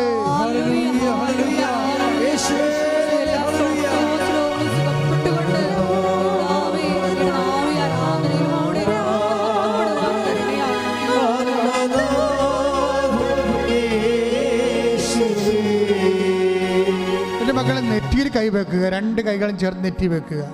നിങ്ങളുടെ രോഗം മാത്രമല്ല, നിങ്ങൾ വീട്ടിലുള്ളവർ, അയൽവാസികൾ, നിങ്ങളുടെ ശത്രുക്കൾക്ക് വേണ്ടി പോലും അവർക്ക് രോഗങ്ങളുണ്ടെങ്കിൽ സുഖപ്പെടാൻ വേണ്ടി പ്രാർത്ഥിച്ചുകൊണ്ട് ദൈവഭവനത്തിലെ കാവൽക്കാരെ മാറാൻ വേണ്ടി ദൈവത്തിൻ്റെ നിശ്ചയം പോലെ ഉടമ്പടിയിലൂടെ നീ ആത്മബന്ധം ഉണ്ടാക്കാൻ പോകുന്ന സമയമാണിത്.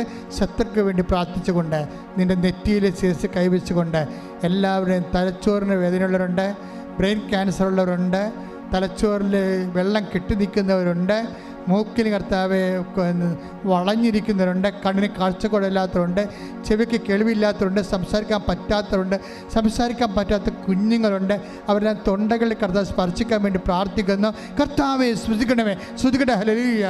എൻ്റെ കർത്താവിൻ്റെ ഉന്നതമായ നാമത്തിൽ, എൻ്റെ കർത്താവിൻ്റെ ഉന്നതമായ നാമത്തിൽ സഭയുടെ അധികാരത്തിൽ 38 വർഷം ഞാൻ അർപ്പിച്ച കൃപാന്റെ യോഗ്യതയാൽ കൃപാസ്ഥാനത്താറെ ജീവനോടെ പ്രത്യക്ഷപ്പെട്ട മാതാവിൻ്റെ മധ്യത്തിൽ എല്ലാ മാർഗരോഗങ്ങൾ, ശിരസ് സംബന്ധമായ മുഴുവൻ രോഗങ്ങൾ, ഉച്ചമുതൽ ഉള്ളംകാൽ വരെയുള്ള എല്ലാ അസ്ഥി രോഗങ്ങൾ, പേശി രോഗങ്ങൾ യേശുവിന്റെ നാമത്തിൽ, ന്യൂറോ രോഗങ്ങൾ യേശുവിന്റെ നാമത്തിൽ മാറിപ്പോകട്ടെ.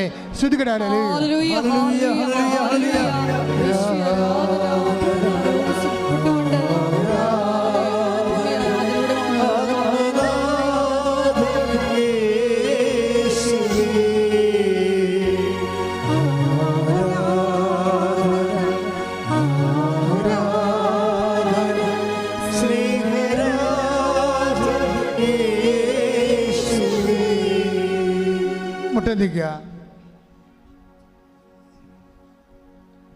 എൻ്റെ മക്കളെ, നമ്മളിപ്പോൾ മുട്ടനിക്കുന്നത് അച്ഛൻ വിട്ടുപോയ വിഷയങ്ങൾക്ക് വേണ്ടി പ്രാർത്ഥിക്കാനും അതുപോലെ തന്നെ ജോലി, വീട്, വിവാഹം, സ്ഥലം, വഴി, പ്രൊമോഷൻ, പരീക്ഷ, റിസൾട്ട്.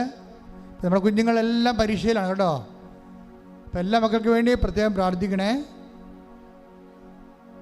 SLC-കാരുണ്ട്, +2 ഉണ്ട്, +1 ഉണ്ട്, ഡിഗ്രിക്കാരുണ്ട്, പ്രൊഫഷണൽ പരീക്ഷക്കാരുണ്ട്.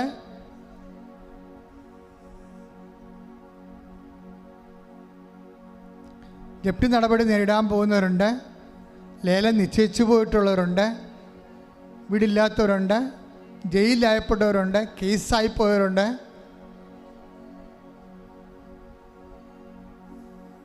വ്യത്യസ്തങ്ങളായ സങ്കടങ്ങളിൽ കുടുംബത്തിൽ സമാധാനം ഇല്ലാത്തവരുണ്ട്, ഭാര്യ ഭർത്താക്കന്മാർ അകന്ന് ജീവിക്കുന്നവരുണ്ട്, ഒരുമിച്ച് കഴിയാൻ ആഗ്രഹിക്കുന്നവരുണ്ട്, വഴക്ക് മാറാൻ ആഗ്രഹിക്കുന്നവരുണ്ട്, കോടതി കേസുകൾ അനുകൂലമായി വിധിക്കാൻ ആഗ്രഹിക്കുന്നവരുണ്ട്. എല്ലാം സമർപ്പിച്ചുകൊണ്ട് പ്രാർത്ഥിക്കട്ടെ. സ്തുതിക്കട്ടെ, സ്തുതിക്കട്ടെ. ഹല്ലേലൂയ. എൻ്റെ കർത്താവേ, നിന്റെ ഉന്നതമായ നാമത്തിന് സ്വന്തം ചെയ്യുന്ന കർത്താവേ, ഏതെല്ലാം മക്കൾ ഭൗതികമായ ജീവിത സാഹചര്യങ്ങളിൽ തടസ്സം അനുഭവിക്കുന്നുണ്ടോ അവിടെ എല്ലാം യേശുക്രിസ്തു ഉന്നതമായ നാമത്തിൽ സഭയുടെ അധികാരത്തിൽ കുരിശിൻ്റെ അടയാളം 38 വർഷം ഞാൻ അർപ്പിച്ച കൃപാന്റെ യോഗ്യതയാൽ കൃപാസ്ഥാനത്താറെ ജീവനോടെ പ്രത്യക്ഷമാറാനും മധ്യസ്ഥത്തിൽ ജീവിത ദുരിതങ്ങൾ തടസ്സങ്ങൾ യേശുക്രിസ്തു നാമത്തിൽ ഈ നിമിഷം മാറിപ്പോകട്ടെ. ശ്രുതികട്ടെ. ഹല്ലേലൂയ, ഹല്ലേലൂയ, ഹല്ലേലൂയ. ശിരസ്സ് നമിച്ച് നമുക്ക് ദിവ്യകാരുടെ നാഥന്റെ ആശീർവാദം സ്വീകരിക്കാം.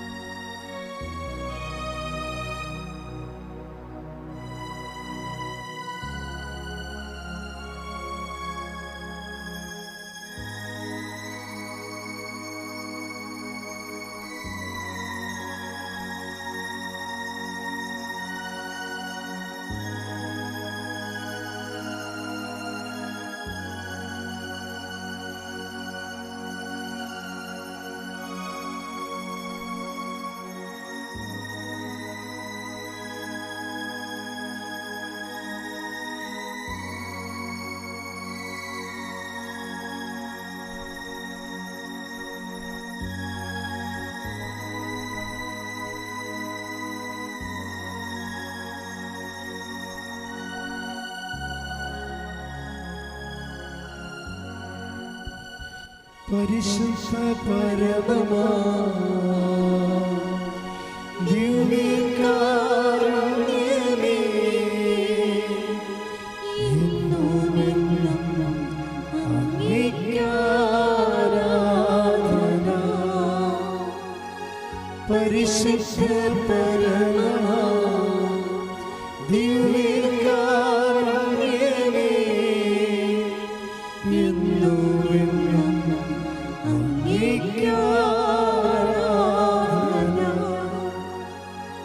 പരിശുദ്ധ